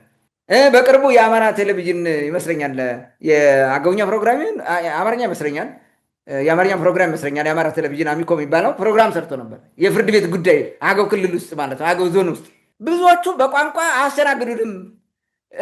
ፍርድ ቤት ሕክምና ራሱ ሕክምና ቋንቋ የሚችል ሰው እስከሚፈልጉ ሐኪሞች እንደዚህ ያጉላሉናል። እና ፍርድ ቤት አንዳንዴ የእነሱ ተራ ደርሶ የሚያስተረጉምላቸው ስለሌለ ቆዩ ይባላሉ። ሌላ ሰው ይመጣል። ለምን? ዳኛው አገውኛ አይችልም። አገው አይደለም የሚመድብልህ ማለት ነው። አገውኛ ማይችል ዳኛ ይቀመጥልሃል።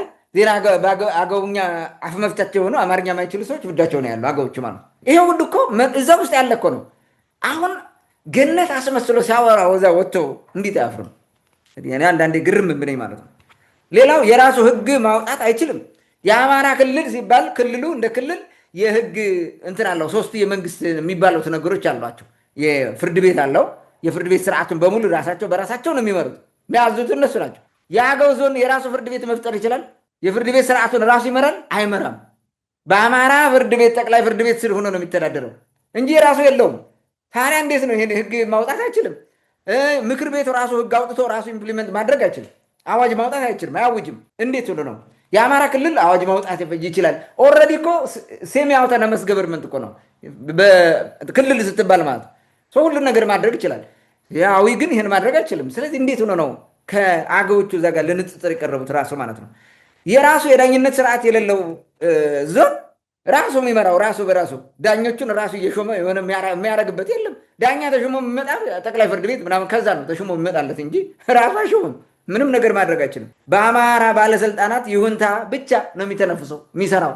መቀጠል ቢችለው እንደዛ ነው። ካልሆነ ያስረዋል፣ የፈለገውን ነገር ያደርገዋል። ይህን በቃ የክልል የሚል ስም ስለጠፋ ነው ብቻ ስም ስላልተሰጠው እንጂ እኩል ነው ብሎ ማውራት ምን ማለት ነው? ይሄ አስብቶ ማረድ ይባላል ማለት ነው። አገውን ይገዘግዘዋል። በዚህ በጋኛው አረደው ነው የሚባለው። የኛ ገር በጋኛው በጀርባው ይገዘግዘዋል። በቃ ምንም ነገር አታደርግም። የክልልነት ጥያቄ ምንም አይመለስልህም ማለት ነው። ይህንን መረዳት እንችላለን ማለት ነው። እንግዲህ ይሄ ንግግር የአገዎቹን የክልልነት ጥያቄ ለመቅበር የተደረገ የሴራ ንግግር ነበረ። የተቃወመ አገውም የለም፣ ጸጥ ብሎ ነው የሄደው። አንዳንድ የአገው ሊቅ እዛ ተቀምጠው ይህ የፖለቲካ ፓርቲዎችን ሰብስቦ የተናገሩበት ነው እና እየሰሙ እያዳመጡ ጸጥ ብለው የቀሩት እንጂ ምንም ነገር ማለት አልቻሉም። ትላንት ጎንደር ላይ ደግሞ ሙሉ በሙሉ አገውን ደመሰሱት፣ አጠፉት። በቃ ወረድ የለም አማራን የሚገዛው አሉ። አማራ የሚገዛ ብለህ በዛኛው ደግሞ ራሱ እኮ አስተዳደር ያለው አብራ አይሄድም። በፍጹም ሊሆን አይችልም። ቨሪ ዲፊካልት ኮንሲስተንሲ የሌለው መሪ መሆኑን ያሳያል። ይህን የሚናገር ሰው ኮንሲስተንሲ እንትን የሌለው ተከታታይነት የሌለው ንግግር ማለት ነው። ዛሬ የምናገረው ሌላ፣ ነገ ሌላ፣ ነገ ሌላ ነገ ቻሜሎን ሊደርሽፕ እኔ እንደዛ ብዬ ነው የማስበው። እንግዲህ ከ4 ዓመታት በፊት ደግሞ ይሄኛውን ተናግረው ነበረ ሲንስማህን ብዙ ሰዎች ሞተዋል። ለምሳሌ ቅማንት የወሰን እንደሆነ ሁላችሁም እንደምትገነዘቡት በአማራ ክልል ውስጥ የጎንደር አካባቢ ከሁሉም ብሔሮች የመዋለድ ከሁሉም ብሔሮች የመኖር ከፍተኛ ልምምድ ያለው በጣም በርካታ ኤርትራውያን፣ ትግራዮች፣ ኦሮሞዎች፣ ቅማንቶች ብዙ ህዝቦች የተጋቡበት የተዋለዱበት ሀገር ነው፣ ከተማ ነው። ቅማንትና አማራ ብሎ መለየት በማያስችል ደረጃ እያንዳንዱ ቤተሰብ የተጋባ ነው። በአማራ ክልል ያሉ አመራሮች ቁጥራቸው የማይናቅ ሚስቶቻቸው ቅማንቶች ናቸው። ልጆቻቸው ከእናት ቅማንት እናትና ከአማራ የተወለዱ ናቸው። አንድ ቤተሰብ ናቸው። አንድ ቋንቋ፣ አንድ ባህል፣ አንድ ወግ ያላቸው ህዝቦች ናቸው። አያውቁትም ይሄንን ግጭት። ግን ይሄ ግጭት ስፖንሰር ተደርጎ በአማራ ክልል ሰላም እንዳይኖር፣ ሰዎች እንዳይኖሩ፣ በብሔር እንዲጋደሉ በጣም በርካታ ስራ ተሰርቷል። ብዙዎች ተጎድተዋል። በዚህ ብዙ ንጹሃን ዜጎች ተጎድተዋል። ኦኬ እንግዲህ ቅማንት ተዋልዶ አማራ ሆኗል የሚል አይነት ንግግር ነው ይሄ ንግግር የሚናገሩት እዛ ውስጥ ማለት ነው። የአማራ ባለስልጣናት አብዛኛዎቹ ቅማንት ሴት ነው ያገቡት ብሎ ካልኩሌሽን ሁሉ ይገባሉ። ካልኩሌሽኑ ምንድን ነው? እናት አሁን ከአማራ ባለስልጣን የተወለዱ የቅማንት ሴት የወለዷቸው ልጆች ምናምን በእናታቸው ምናምን በአባታቸው አማራ የመሆን እድል የላቸው። አማራው ቅማንቱ ወንድ አማራ ሴት አያገባም። መጋባት ከሆነ ለምንድን ነው መጋባት መጓለድ ምናምን? ቋንቋቸው ሁሉ አንድ ነው የሚለው። ቅማንተኛ እንደሌለ እኮ ነው የሚያወሩት። በዛ ምክር ቤት ቁጭ ብሎ ነው ይሄን የተናገሩት። በነገራችን ምክር ቤት ላይ ያለምንም ሀፍረት ነው የተናገሩት። እዚህ በፊት ስለተቸ ነው መድገም አልፈልግም ያን ነገር ማለት ነው። ግን ይሄን ያደረጉት ይሄን ስትመለከት ይሄኛውን ንግግር ስታስበው ከድሮ ጀምሮ ቅማንትን አሳልፈው እንደሰጡት በኦሮማራው ያልተባረከ ጋብቻ ቅማንትን አሳልፈው መስጠታቸውን የሚያሳይ ንግግር ነው የነበረው እሱ ማለት ነው። ያን ነው የነገሩን። አሁንም ዛሬ ሞት የተናገሩት እሱ ነው። ኦልሬዲ ምንድነው ሀሳቡ? ቅማንት የለም ነው በቃ። ቅማንት የለም፣ አማራ ሆኗል። ቋንቋም ምንም ልዩነት ልትለየው አትችልም ይላል። እንዴት አድርጎ ያውቀዋል? እሱ ኦሮሞ ቅማንት እዛ ጎንደር ኑሮ አያውቅም። ቁጭ ብሎ ከቅማንቱ ጋር ከአማራው ጋር ያለውን ልዩነት ስነልቦናውን ባህሪውን አያውቅም። ወታደር አንድ ቦታ ይንከራተታል። ምን የሚያውቀው ነገር አለ? ግፋ ቢል በየመጠጥ ቤቱ ምናምን ሊዞር ነው የሚችለው እንጂ ከዛ ያለፈ የቅማንትን ህዝብ ስነልቦና ያውቀዋል ገብቶ? አማራዎቹ እዛ ምን እንደሚሉ ስለ ቅማንት ያውቀዋል? አያውቅም። እዚህ ባለስልጣናት የሚያወሩትን ነገር ነው ይህን ተቀብሎ የሚያራግበው ማለት ነው። እዚህ ሲዛናዘር አዋጅ ቁጥር 784 የሰራው ማለት ነው። ያን እዚህ መጥቶ ደገመው ማለት ነው። ከአራት ዓመት እንግዲህ በእንደዚህ አይነት ነገር ጭፍን በሆነ መንገድ ጭፍን በቃ ቅማንት ተዋልዷል፣ አማራ ሆኗል፣ ቋንቋውም ተመሳሳይ ነው በሚል 1984 ዓ.ም የተወሰደውን እርምጃ የወሰዱት ማለት ነው። ጭፍን ፖለቲካ ነው የሰበከ ንግግር የተናገሩት ማለት ነው። የቅማንትን ጥያቄ ለማፈን የሚነገር ፕሮፓጋንዳ እንዲህ ነው ማለት ነው። ወያኔ ተላላኪ ነው፣ ስፖንሰር ተደርጎ ነው ቅማንት የተነሳው ነው የሚለው። በዛ አካባቢ ያለውን ነገር በዛ ጊዜ ሲያወሩት ምንድን ነው ያሉት? አንድ ህዝብ ነው ግን እንዴት ይጋጫል? የተጋጨው ስፖንሰር ተደርጎ ነው፣ እሱም ወያኔ ነው። በዛ ንግግር ሁሉም ስሰማ ምንድን ነው የሚለው? ትግራይ ከአማራ ጋር አይጋጭም፣ አማራውን ግን ከሌላው ጋር ሁሉ ያጋጩታል፣ በውስጥም በውጭም። ኦሮሞውንም እንደዛ፣ አፋሩንም እንደዛ አድርገውታል። ማን ነው ይሄ ቡድን ነው ይላል ወያኔ የሚለውን እሱ ማለት ነው፣ ህወሓትን ብሌም ሲያደርግበት ማለት ነው። ስለዚህ የቅማንትን ጥያቄም ወያኔ ያነሳው ነው ብሎ እኮ ነው ያወራው። እዚህ ንግግር ላይ እንደዛ ነው ያወራው። ምን ማለት ነው? ቅማንት የወያኔ ተላላኪ ነው የሚለው የናገኘው ተሻገር ትርክት እና ሌሎች የፈጠሩትን እውነት አስመስለ ማውራት ነው እንጂ አንድ ህዝብ እያለ ለምን ሁለት ነኝ ብሎ ጥያቄ ጠይቃል የሚል አይነት ነገር ነው። ይሄንን በደንብ አድርጎ ማየት ብልጽግና፣ በተለይ ደግሞ ጠቅላይ ሚኒስትር አብይ አህመድ የሚመራው ብልጽግና ጸረ ቅማንት ነው። ጸረ ቅማንት ነው ባሳሳሰው ማለት ጸረ ቅማንትነቱ የሚመነጨው ከባህሪው ላይ ሆን ይችላል ማለት የግለሰቡ ባህሪ ላይ ሆን ይችላል። ድርጅቱ የተመሰረተበትና የሚከተለው ይሄ ተለዋዋጭነት ወይም ይሄ እንደፈለገ የሚሄድበት ማለት ነው። አዋጭ የሆነውን ነገር መሄድ መምረጥ ማለት ነው። በቃ የቁጥር ፖለቲካው ነው የሚመራው። የቁጥር ፖለቲካውን ተከትሎ የሰራው ስራ መሆኑን ማወቅ እንችላለን ማለት ነው። በዚህ ማየት እንችላለን። ከዚህ የንግግር ተቃርኖና እንዲሁ ደግሞ በሌላ በኩል መመሳሰል፣ በአጠቃላይ ከላይ አንዳንዱ ይመሳሰላል፣ አንዳንዱ ይቃረናል። ይሄ መረዳት የምንችለው ምንድነው? የብልጽግና መንግስት ተገለባባጭ፣ እንዲያም ሲል ደግሞ ተቸንካሪ ይሆናል አንዳንዴ ማለት ነው። አሁን እንዳየው ቀደም ብሎ ቅማንት በቃ በኦሮማራ ሰርዟል እንደተቸነከረ ቀረ ማለት ነው። ዛሬ የሚደግመው እሱ ነው። በሌላ መንገድ ደግሞ ያኔ የተናገረውን ንግግር አማራ ክልል የአማራ ብቻ አይደለም ውጡ ማለትም የለበትም ብሎ የዘረዘራቸውን ብሔሮች አሁን ደግሞ አፈርድም ያበላቸው። ስለዚህ በሆነ ፓርት ተቸንክሮ ይቀራል፣ በሆነ ሌላው ፓርት ደግሞ ተገለባባጭ ነው ይመጣል ማለት ነው። ወጥ አቋም የሚባል የለውም። ታንኪዩ።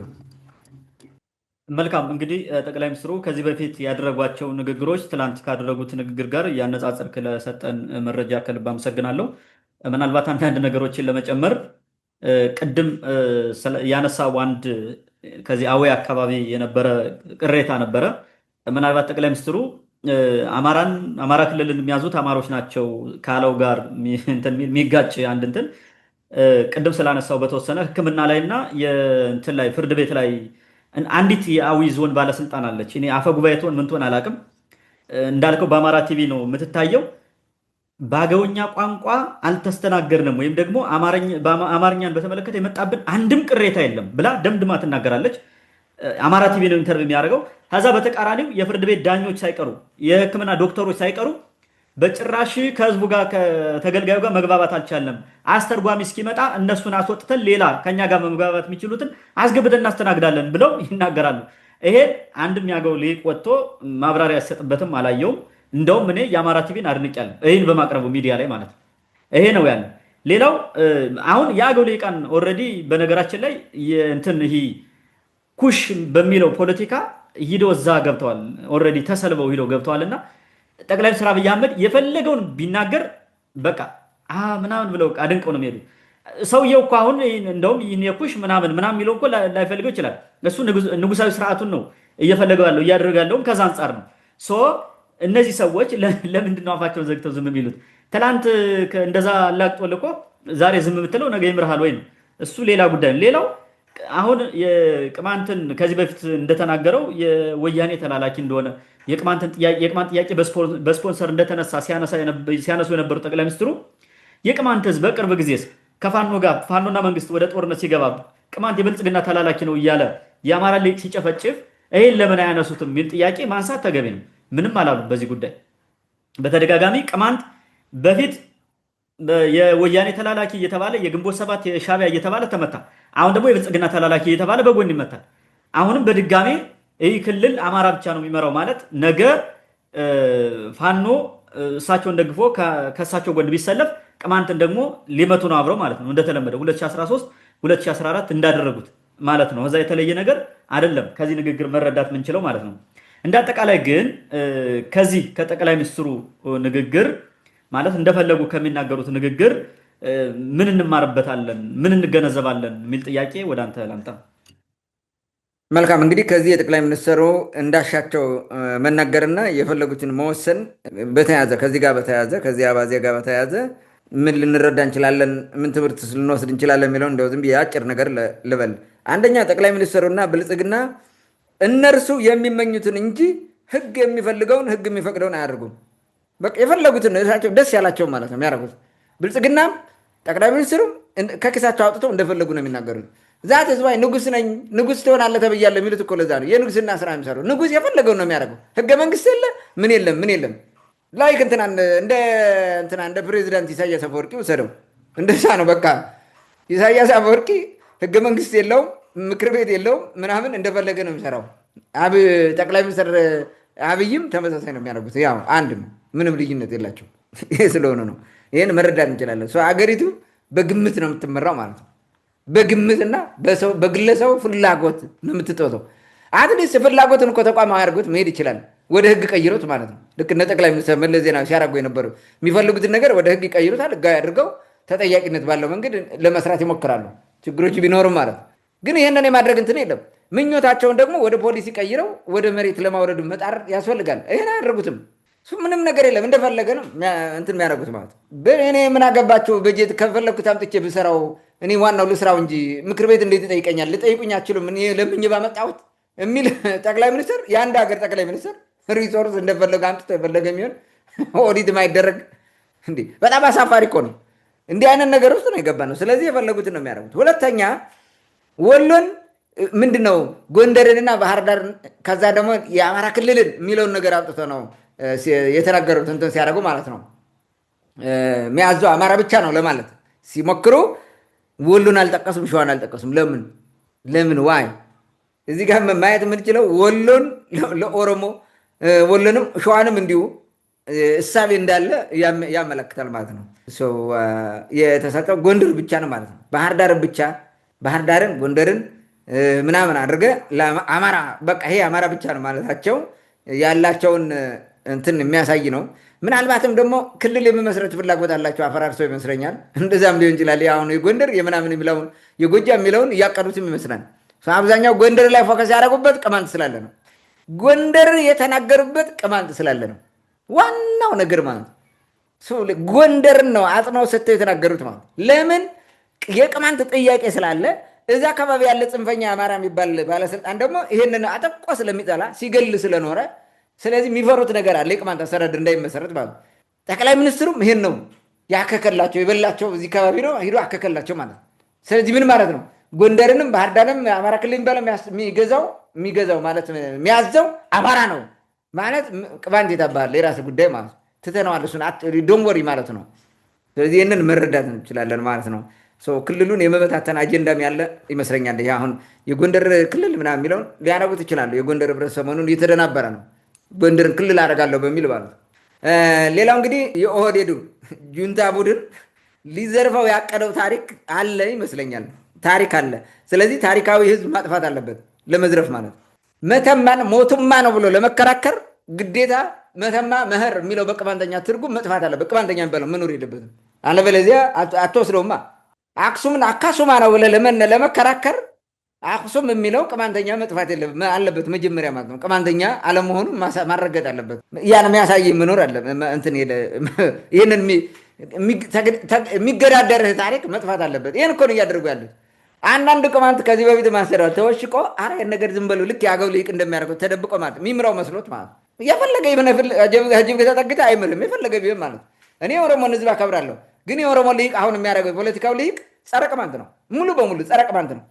ወያኔ እንኳን ያን በአዋጅ ሰርዞ የሆነ ነገር ቢያደርግም ጥያቄያችን እንኳ አስተናግዷል። ወያኔ መልሷልም፣ የማንነት ጥያቄ ተመልሷል። አስተዳደር እንዲቋቋም ብሎ ጠማማ መንገድ ቢሄድም ማለት ነው መልሷል። እውነቱን ለመናገር ኦህዴዱ ግን ምንድን ያደረገው? እንደመጣ እኮ ነው ያስጨፈጨፈን። 59 ንጹሐን በአንድ ጉድጓድ መተማ ላይ የቀበርነው ኦህዴዱ ቁሞ እያስያን አይደል ወታደሩ የሚመሩት እነሱ። በኋላ አብራር እንዴት ጨፈጨፈው? 10,000 ቅማንት ዛሬ ሱዳን ያለው እነዚህ አይደለም እንዴ በሞርተር በመድፍ ምናምን ጨፍጭፋ ያባረሩት። ዊ ኖ ዚስ። ይሄንን አሁን የፈለገ ብትለማመጠው ምን ታተርፋለህ? ምንም ከማጥፋት ሊመለስ አይችልም። ይሄን ከማድረግ ማለት ነው። ነገ እንዲያውም አሁን ሌላ እርምጃ ሁሉ ሊወስዱ ይችላሉ፣ ይሄንን ከማድረግ አንጻር ማለት ነው። እና አሁን ከቲፒኤልኤፍ ጋር አገናኝተው ራሱ ስም እያጠፉ ወያኔ ነው ብለው ጁንታ ብለው ነበረ። አሁን ደግሞ ጉጅሌ ነው ብለው ይጨፈጭፋል መጥተው። እንደዚህ አይነት ነገር ሁሉ ሊያደርጉብ ይችላሉ። ያደረጉትን በፊት አስባ አውጥተው አውርደው ነው። አሁንም የሚያደርጉት ይሄን ነው። የኦህዴድ ቡድን ይሄን ነው፣ ታሪክ ማጥፋት፣ ታሪካዊ ህዝብ ማጥፋት ነው። አገው እንዲኖር አይፈልግም ወይ ደግሞ አገው ኦሮሞ ነኝ ብሎ መሄድ አለበት።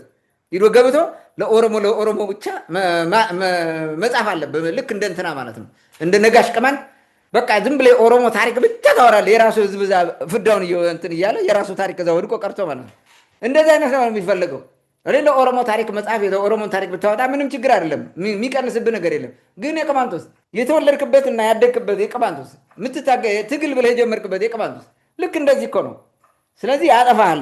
አሁን እኔ ኦሮሞ ከሆንኩኝ እኔ እሸልማለሁ፣ ፎሎወር አለ፣ የቁጥር ፖለቲካ ይመጣል፣ መንገ ይመጣልሃል ምናምን። አሁን ካለችኝ የፌስቡክ ፎሎወር ምናምን ተነሱ በአንዴ በመቶ ሺዎቹ የሚቆጠር ሁሉ ገባለሁ ማለት ነው።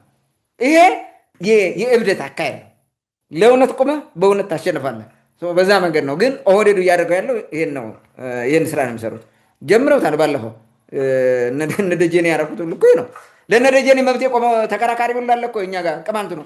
ለምን እንደዚህ ታደርጋለህ ምናምን ሲያዋረድና ቅማንትን ሲያጣጥል እያየ በቅማንተኛ ጽፎ አገዎቹ እናመሰግናለን ብሎ ሲናገር እያየ ከዛ በፊትም ያደረጋቸው 2 ነገሮች አሉ። ከዛ በፊት ማለት ነው አፄ ቴዎድሮስን ለማጣጣል ተብሎ እንትን ያቀረቡት ማለት ነው። እና ብዙ ነገሮች እና ያደረጉት እና ይሄ እንዲህ ዝም ብሎ የሚታለፍ ነገር አይደለም። የኦህዴድ ቡድን ስግብግብ ስልጣን ፈላጊ እንጂ ዲሞክራት አለመሆኑን በደንብ አድርጎ አሳይቶናል። በደንብ አድርጎ ለሌላው ህዝብ አይጨንቃቸውም። ኔቨር እስከ ጠቀምካቸው ድረስ ብቻ ነው የሚጠቅመው እንጂ እንደ ህግ ሁሉም ህዝብ እኩል ትሪት መደረግ አለበት የሚል ፍላጎትም የላቸውም፣ እሳቤውም የላቸውም። ይህን በደንብ አድርጎ ማወቅ አለብን ማለት ነው። በመጨረሻ የኦህዴድ ጽንፈኛ ቡድን የቁጥር ፖለቲካ ተከታይ መሆኑን አሳምሮ ነግሮናል። በቃ አማራ ብዙ ነው፣ አማራውን ነው ከጎኔ ማድረግ አለበት። አማራው ሌላውን ውስጥ ያለውን ከጠላ የራሱ እንደፈለገ ያደርገው የራሱ ጉዳይ ነው ብሎ ትቶት ነው ያን የሚሰራው ማለት ነው። ታንኪዩ። መልካም። ምናልባት ብዙ ጊዜ ትግል በጥቅም መተሳሰር አይደለም፣ ለእውነት መቆም ነው፣ ለቆምክለት ዓላማ ነው። ምናልባት አሁን ቅማንትነትክን በሚነካ መንገድ ህልውናን በሚነካ መንገድ ለሚመጣ ኃይል ትላንት አውቋለሁ ወይም ደግሞ እግባባዋለሁ ወይም ደግሞ እንትን ብለህ ማለፍ ሊለመድማ አይገባም። ያ ሰው ወደሚፈልገው መንገድ እንዲመራም መፍቀድ የለብም።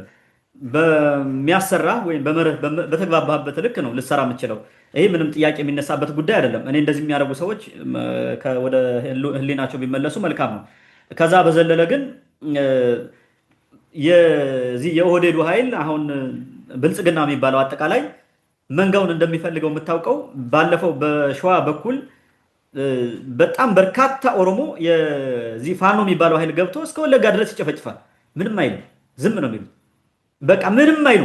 እንደውም ከዛ ውስጥ በኗሪነት በምን እዛ ገብቶ እየተቀመጠ ቤተክርስቲያን ውስጥ ሁሉ ራሱ ምሽግ አድርጎ መሳሪያ ይዞ እየገባ ኦሮሞን የሚጨፈጭፋል። ይሄ የአማራ ልሂቃን ነው እዛ ውስጥ እንደዛ የሚያስደርገው። ምንም ይታወቃል፣ ግን ምንም አይሉ። ምክንያቱም መንጋውን እንዳይኮረፋቸው ስለሚፈልጉ ነው። መንጋውን ስለሚፈልጉት ነው። እነሱም ቁጥራችን ብዙ ነው ብለው ስለሚያስቡ ነው። በነገራችን ላይ እንደዛ የሚያደርጉት እያዋጣል ያዋጣም እንደዚህ እያልክ ዝም እያልክ ንጹሐን የራስህን ወገኑ ላይ እያስጨፈጨፍ መቀጠል ይሄ ሲጀመር እንትን ነው፣ የፖለቲካ ውድቀት ነው ሊሆን የሚችለው እንጂ ዝም ብለን ንጹሐን እየተገደለ አይ ብዙ ስለሆነ ነገ ከጎናችን እንዲሰለፍ ዝም እንበለው ብትል ይሄ ኪሳራ ነው የሚያመጣው እንጂ ትርፍ አይታየኝም ማለት ነው። በመጨረሻ አንድ ጥያቄ እናንሳና የዛሬው ውይይታችን በዚህ እንዝጋ። እንግዲህ እስካሁን ስናነሳው ከነበረው አንጻር የቅማንት ህዝብ ህገ መንግስታዊ ጥያቄ አንስቷል። ህገ መንግስታዊ ጥያቄ ስላነሳ ግን ከዘመነ ኢህአዴግ በባሰ ሁኔታ፣ በጣም በከፋ ሁኔታ በዘመነ ብልጽግና በዚህ ደረጃ የሚረገጥበት የሚጨፈጨፍበት ስሙ ሁላ እንዲረሳ ስራ የሚሰራበት መሰረታዊ ምክንያት ምንድን ነው? ሚስጥሩ ምንድን ነው የሚል ጥያቄ ማንሳት ስላለብን ለዚሁ ሊያበቃው ምንድን ነው? ከዚህ በፊት ከነበረው በከፋ መልኩ ብልጽግናን በቅማንት ህዝብ ላይ ብልጽግናን የሚሰራው ለምንድን ነው የሚል ጥያቄ ወደ አንተ ላምጣ።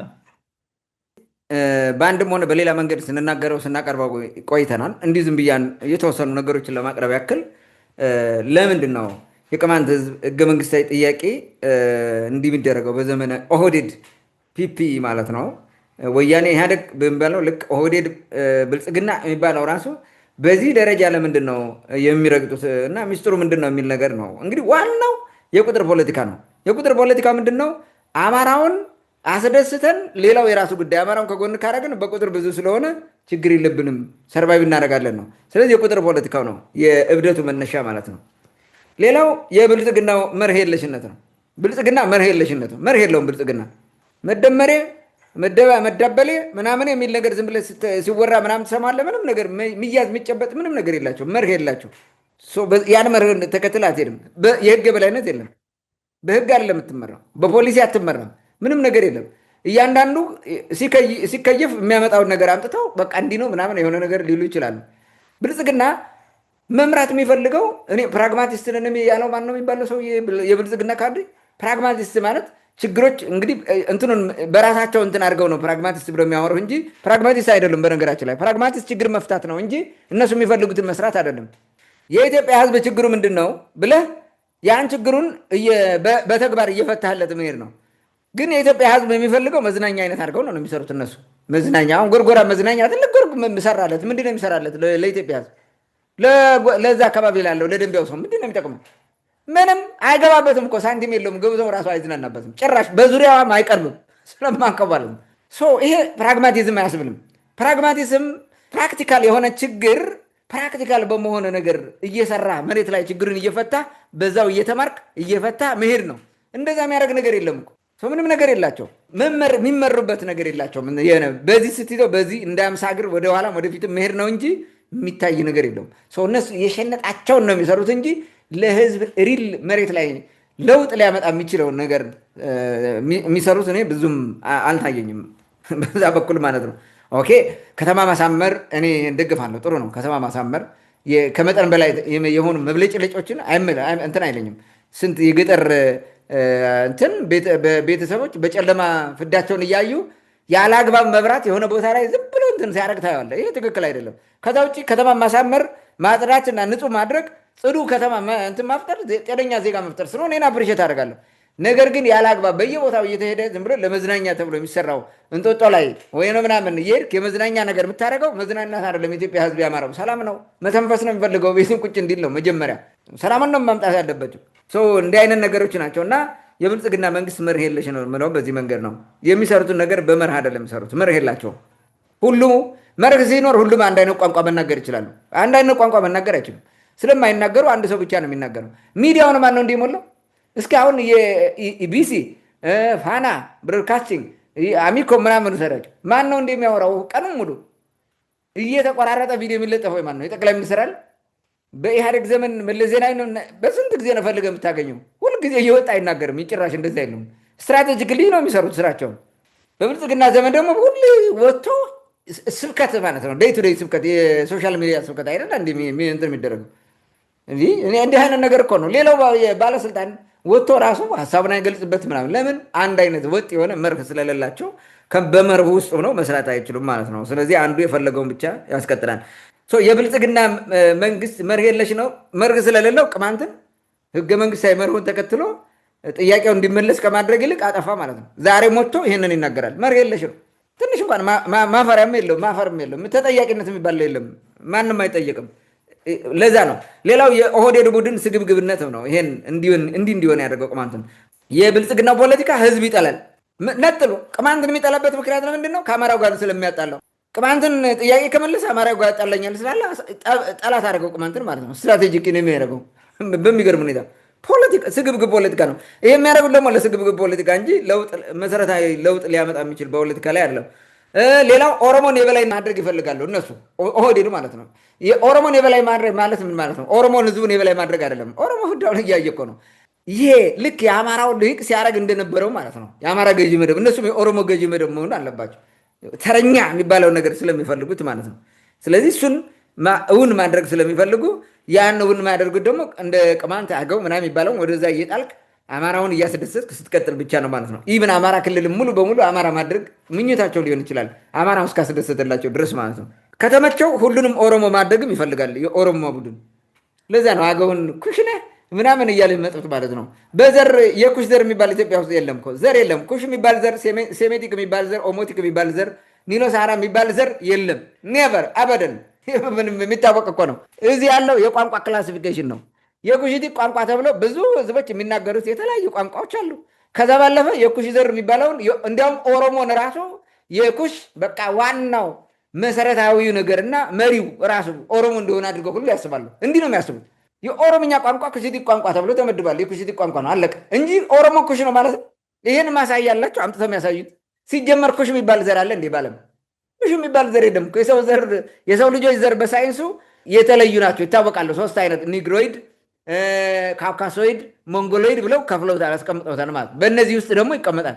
ኩሽቲክ የሚባል ዘር የለም። ከየት ይመጣል?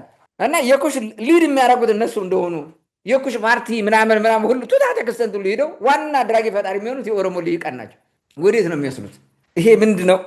እነሱ በዚህ በኩል እያደረግን በኩሽነት እየጠመርን ሰው ኦሮሞ ደግሞ ጥሩ ባህል አለው አሲሚሌት የማድረግ በዛ እያደረግን እያስገባን አንድ አድርገን ኢትዮጵያን ዶሚኔት እናደርጋለን የሚል ህልም ሁሉ አላቸው። ይሄ ከንቱ ቅዠት ነው። ስለዚህ ቅማንቱንም በዛ ነው። እኔ አሁን የቅማንቱ ልሂቅ ሂዶ ልክ እንደ አገዎቹ እኛ ኩሽነን ቋንቋ ኩሽቲክ ስለሆነ ቅማንተኛ እኛ እኮ ኩሽቲክ ነን፣ ስለዚህ እናንተ ጋር ነን ብለው መለማመጥ ነው የሚፈልጉት። እኛ እንደዛ እንለማመጥም። ለምን አይቀርም?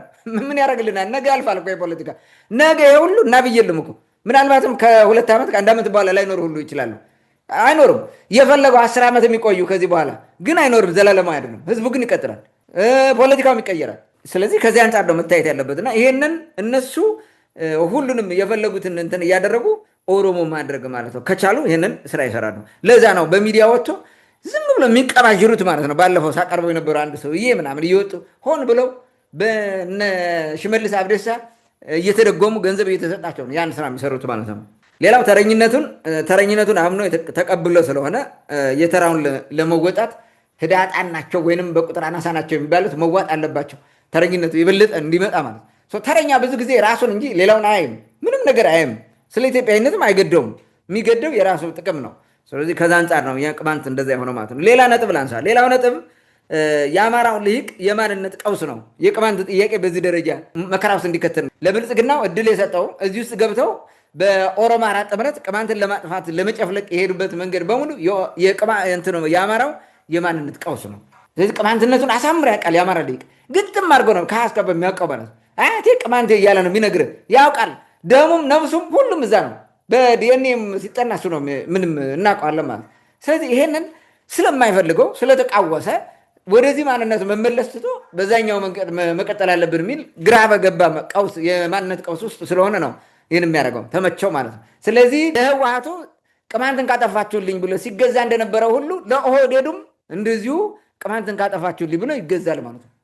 ይገዛል። በደንብ ነው የሚገረደው። በደንብ ኮንፊውዝድ ማረገው፣ ኮንቪንስ ማረገው፣ ሌላም ማድረገው እንደዛ እያደረገ ሄደው ዛሬም ይኸው ወጥቶ ጎንደር ላይ ሄዶ ኮንፊውዝድ ያደርገዋል። ከጎን እንዲሰለፍ እያደረገው ማለት ነው። ስለዚህ ከዛ አንጻር ማየት እንችላለን። ይሄ ቀውስ ያመጣው ነው። እንግዲህ ቅማንትን እንደ ስጋት ይቆጥራል። ይሄ ኃይል የአማራው ልሂቅ ቅማንትን እንደ ስጋት ይፈጥራል። ይሄ ደግሞ ከሌሎች ጋር ተባብሮ ቅማንትን እንዲጠፋለት ስራ ይሰራል። ከኦህዴዱ ጋር ማለት ነው ስራ ሰሩ። ከወያኔ ጋር ተባብሮ ከማንነት ሰረዘን ከኦህዴድ ጋር ተባብሮ ሲጨፈጭፈን ኖረ። ጥያቄያችን አፈነው፣ የኮሚቴዎቻችን አሰረ። አሁንም ከኦህዴዱ ጋር ቅማንት እንደሌለ አማራ ብቻ ነው አማራ ክልል የሚባለው ነው ማለት ጎንደር የሚመራው እያሉ የሚያዘው ብሎ እያስወሩ ነው ማለት ሰው። ይሄ ቢግ ቪክትሪ በቀውሳቸው ውስጥ ነው። ያዋጣል ያዋጣም ሌላ ጉዳይ ነው። ለነሱ ግን ይሄ ትልቅ ደስታ ነው ለነሱ። ሌላ እንግዲህ የታሪክ ባዶነትን ለማስቀጠል ይፈልጋሉ። ቅማንት መጥፋት አለበት ለአማራው ልሂቅ የታሪክ ባዶነትን። ለምን የኔ ነው ብሎ ከመጣ ከኋላ ቅማንት አለ። ኢቭሪቲንግ ቅማንተኛ ነው። መሬት የሚኖርበት ሁሉ መሬት ቅማንተኛ ነው የሚናገረው። ስለዚህ ይህን ካላጠፋ ነው ብሎ ስለሚያስብ ነው። ይሄ ምቹ ሁኔታ ፈጥሯል ቅማንት እንዲሆን ማለት ነው። ይሄ ነው ሌላው ምስጢር። ሌላው ደግሞ በለውጥ ስም የመጣው ኦህዴዳዊ ነውጥ ለዚህ ምቹ ሁኔታ በመፍጠሩ ቅማንት ተረግጧል። የህግ የበላይነት አልተከበረም፣ ህገ መንግስቱ አልተከበረም። ዜኔ ቅማንት ጥያቄ ታፈነ። ብጠይቅ ጥያቄ የሚመልስልህ የለም። ጥያቄውን የሚመልስ ተብሎ ስልጣን ቁንጮ ላይ የተቀምጠው ኦህዴድ ነው። እሱም ህገወጥ ነው፣ ህጋዊ አይደለም። ህግ ማክበር አይፈልግም፣ ህገ መንግስትንም አይፈጽምም ማለት ነው። ህገ መንግስቷን ለፈለገው ክልል ይሰጣል፣ ለፈለገው ይከለክላል። እንደዛ ስለአደረገ ማለት ነው ተጠያቂነት የለውም። ስለዚህ ነውጥና ብጥብጥ ብቻ ነው የቀጠለው። ይሄ ደግሞ ለቅማንትን መከራ ውስጥ እንዲያስጥሉት እንደፈለገ አድርገው እንዲተውት ኢግኖር እንዲያደርጉት የራሱ ጉዳይ ብሎ እንዲተውት ሁሉ እድል ፈጠረላቸው ማለት ነው። ሌላ ነጥብ የብልጽግናው ንጉሳዊነት ቅኝት በራሱ ይህን ነገር አድርጓል። ንጉሳዊ የመሆን ማለት ንጉሳዊ ስትሆን ብሔር ብሔረሰብ ምናምን የሚባል ነገር የለም። ዝም ብለህ ከንጉሱ እየመጣ መቀላቀል ነው፣ የንጉሱ አባል መሆን ነው። ልክ እነ ሰለሞን ስርወ መንግስት የሚባል ሁሉን እያጠመቀ አማራ ሆንክ እያለ የንጉሱ እንትን ሲያደርግ እንደነበረው ማለት ነው፣ ህዝብ ሲያደርግ እንደነበረው እነዚህም እንደዛ ነው የፈለጉት። በዚህ ምክንያት ነው ህገ መንግስት ለማፍረስ ሰርተዋል። ዩኒትሪ ስቴት ስታብሊሽ ለማድረግ እየሰሩ ነው። ዛሬም የምክክር ኮሚሽን በሚባለው እንደዛ አይነት ስራ እየሰሩ ነው። ብሔርን ማጥፋት ይፈልጋሉ። ግን እኔ እኮ በጣም የማዝነው ብሔርን ለማጥፋት መታገላቸው እኮ ነው። የኦሮሞው ልሂቅ እኮ አሁን የመጣው ይሄ የኦህዴዱ ልሂቅ በለው የኦሮሞ ልሂቅ እንበለው ወደ ስልጣን የመጣው እኮ ብሔርን ተጠቅሞ እኮ ነው። ህብረ ብሔር ፌዴራሊዝምን ተጠቅመ ነው እንጂ ወደዚች ራሱ ዝር ሊል እኮ አይችልም። ታውቃለህ በሰለሞን ስርወ መንግስት ሌሎች ኦሮሞ እንዴት ትሪት ሲደረግ እንደነበረ ማለት ነው። እንዴት ሲሰደብ ሲዋረድ እንደነበረ እኮ ያውቃሉ። ግጥም አድርገው ማለት ነው። ስንት ሙተው መስዋዕትነት ከፍለው ነው እየታገሉ የመጡት እኮ። ስለዚህ አሁን ወያኔ ባመጣው የህብረ ብሔር ፌዴራሊዝም በሚባለው የፖለቲካ ስርዓት ነው ተጠቃሚ ሆነው እዚህ የመጡት እኮ። ስልጣንን ለመያዝም የበቁት በዛ ነው። ግን እነሱ ስልጣን የያዙበትን መንገድ አጥፍተው እነሱ ሙሉ በሙሉ ልክ ዘውዳዊ መሆን ይፈልጋሉ ማለት ነው። ትልቁ ውህደት ይሄ ነው። ይሄ በጣም ለዚህ ነው ሌላውን ብሔር አገው ቅማንት ነገዴው ማን ያስታውሰዋል? ምን አገባን እኛ ስልጣን እስከሞላ ብለው ነው የሚያስቡት። ሌላው የፌዴራሊስት ኃይሎች የሚባሉት አንድ ሆነው ከመታገል ይልቅ አንድ ጠንካራ የፖለቲካ ስርዓት ከመገንባት ይልቅ የየግል ፍላጎታቸው ውስጥ ተወሽቀው በግላቸው ለመታገል ይሞክራሉ። አንድ መሆናቸውን ፌዴራሊስት ኃይል የሚባለው ማለት ህብረ ብሔር ፌዴራሊዝም የሚደግፈው ኃይል ተበታተናል። ስለዚህ የቅማንትን ጥያቄ ቅማንት ብቻ ነው የሚናገረው። ተጽዕኖ የሚፈጥር ሌላ አካል ያስፈልጋል ማለት። ዩኒተሪው ግን በዛም በዚህም ኦህዴዱም በዚህም ይመጣልሃል። ንግስና ስርዓትን መመስረት የሚፈልገው የአማራው ልሂቅም በዚህ አለልህ። እነዚህ እያጠዙ የውጭ በዲያስፖራ ዓለምም ያለ ይህን እየሰሩ ነው ማለት በሚዲያ በምን የሚሰሩት ይሄን ነው። ዩኒተሪ ግብር ስታብሊሽ ለማድረግ ነው የሚሰሩት፣ ክልል ለማፍረስ ማለት ነው። ማለት ብሔር ተኮር የሆነ የአስተዳደር መዋቅር እንዳይኖር ነው የሚሰሩት። ይሄ በዚህኛው በኩል ያለ ጥንካሬ ነው። በዛኛው በኩል ደግሞ ህብረ ብሔር ፌዴራሊዝም የሚባለው ጠፋ፣ መነመነ ማለት ነው። በግሉ ነው። ወያኔም ስልጣኗን ለቃ ስትሄድ እዛ መቀሌ ምናምን ሞክራ ነበር፣ አልሆነም። ሌላውም እንደዚሁ ማለት ኤቭሪዌር ብትሄድ እንደዛ ነው። እንዲያውም አሁን ህብረ ብሔር ፌዴራሊዝም እንከተላለን የሚሉ የነበረው በደቡብም ብለው በየትም ቦታ ያለ ከብልጽግና ጋር ተጠግቷል። ለምን ኦርደር ኦፍ ደይ ስልጣን የያዘ አሁን ስልጣን ላይ ስላለ የግዴታ እሱ ነው የሚያዋጣ ብለ ከባለቀትር ጋር ትቃተር በሚለው መርህ ማለት ነው የሚመረጡ። ይሄ ነገር የቅማንትን ጥያቄ እንዳይመለስ አድርገውታል ማለት ነው። የብሔር ግጭት እንዳለ የብሔር ግጭቱ ደግሞ የህብረ ብሔር ፌዴራሊዝም ነው የወለደው ብለው ያምናሉ። ይሄ እንትን ነው ሆን ብለው እንትን ትርክቱ ማለት ነው። ትርክት የፈጠሩ ትርክት እንደዛ ነው። ስለዚህ ህብረ ብሔር ፌዴራሊዝምን ለማጥፋት እየሰሩ ስለሆነ የቅማንት ጥያቄ እንዳይመለስ አድርጓል ማለት ነው። ሚዛናዊ ሚዲያዎች መጥፋታቸው፣ ሚዛናዊ የሆኑ ፖለቲከኞች መጥፋታቸው በራሳቸው ማለት ነው የነበሩ አንዳንዶቹ ራሱ እየጣሉ እንዲጠፉ ያደርጓቸው። እንዲያውም ከወቅቱ ፖለቲካ ጋር እያበዱ ማበድ ወዲያ ወዲህ ማለት ጀምረዋል ማለት ነው። በቃ አሁን የሆነ ሚዛናዊንን ሲሉ የነበሩት በአንድ በኩል ፋኖ ውስጥ ገብቶ ታገኘዋለህ፣ በሌላ በኩል በዛኛው ሳይድ ታገኘዋለህ። በቃ እንደዚ አይነት ነገር ነው። ፖለቲካውም ሚዲያውም ሚዛናዊነቱን ስላጣ ነው የቅማንት ጥያቄ በሚዛናዊ እይታ እንዳይታይ ያደረገውና ከህገ መንግስት አንጻር ጥያቄዎች እንዳይመለስ ያደረገው ማለት ነው። ታንክ ዩ።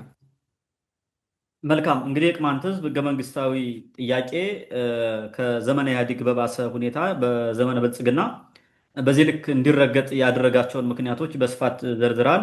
ምናልባት እንግዲህ መንግስት እችን ሀገር ህዝቦቿን እኩል አድርጎ መምራት ከፈለገ የታቀፈውን ህገ መንግስት እንዲተገብረው እንጠይቃለን። ከዛ ባለፈ ህገ መንግስቱ ማሻሻያ ባልተደረገበት ሁኔታ ባልተቀየረበት ሁኔታ ህገ መንግስት አላት ተብሎ በሚታሰብ ሀገር ውስጥ በአንድ ክልል ውስጥ የተጨፈለቁ ህዝቦችን ሙሉ ለሙሉ ዲናይ አድርጎ የአንድ ህዝብ ነው ማለት ተገቢም አይደለም፣ ለአማራውም የማይጠቅም ነው። ምክንያቱም ስሙ የአማራ ክልል ተባለ እንጂ ሊቃኑ ነው እንደፈለገ የሚረግጠው፣ ህዝቡ እየተጠቀመበት አይደለም። የትኛው አማራ ህዝብ ነው አማራ ክልል በተባለው ውስጥ የኢኮኖሚም የፖለቲካም ሌላም ጥቅም ያገኘው? ይሄ ግልጽ ነው። ስለዚህ ማንም ባልተጠቀመበት ሁኔታ የአንድ ህዝብ ነው ብሎ በሌላው ዘንድም እንዲጠላ ማድረጉ የምታጨበጭቡ ሰዎችም ቆም ብላችሁ ብታስቡበት የሚል ሀሳብ አለኝ። ውድ አድማጭ ተመልካቾቻችን ለዛሬ የነበረን ወቅታዊ ጉዳይ ይህን ይመስል ነበር። ስለተከታተላችሁን ከልብ እናመሰግናለን። በሌላ ፕሮግራም እስከምንገናኝ መልካም ጊዜ ይሁንላችሁ።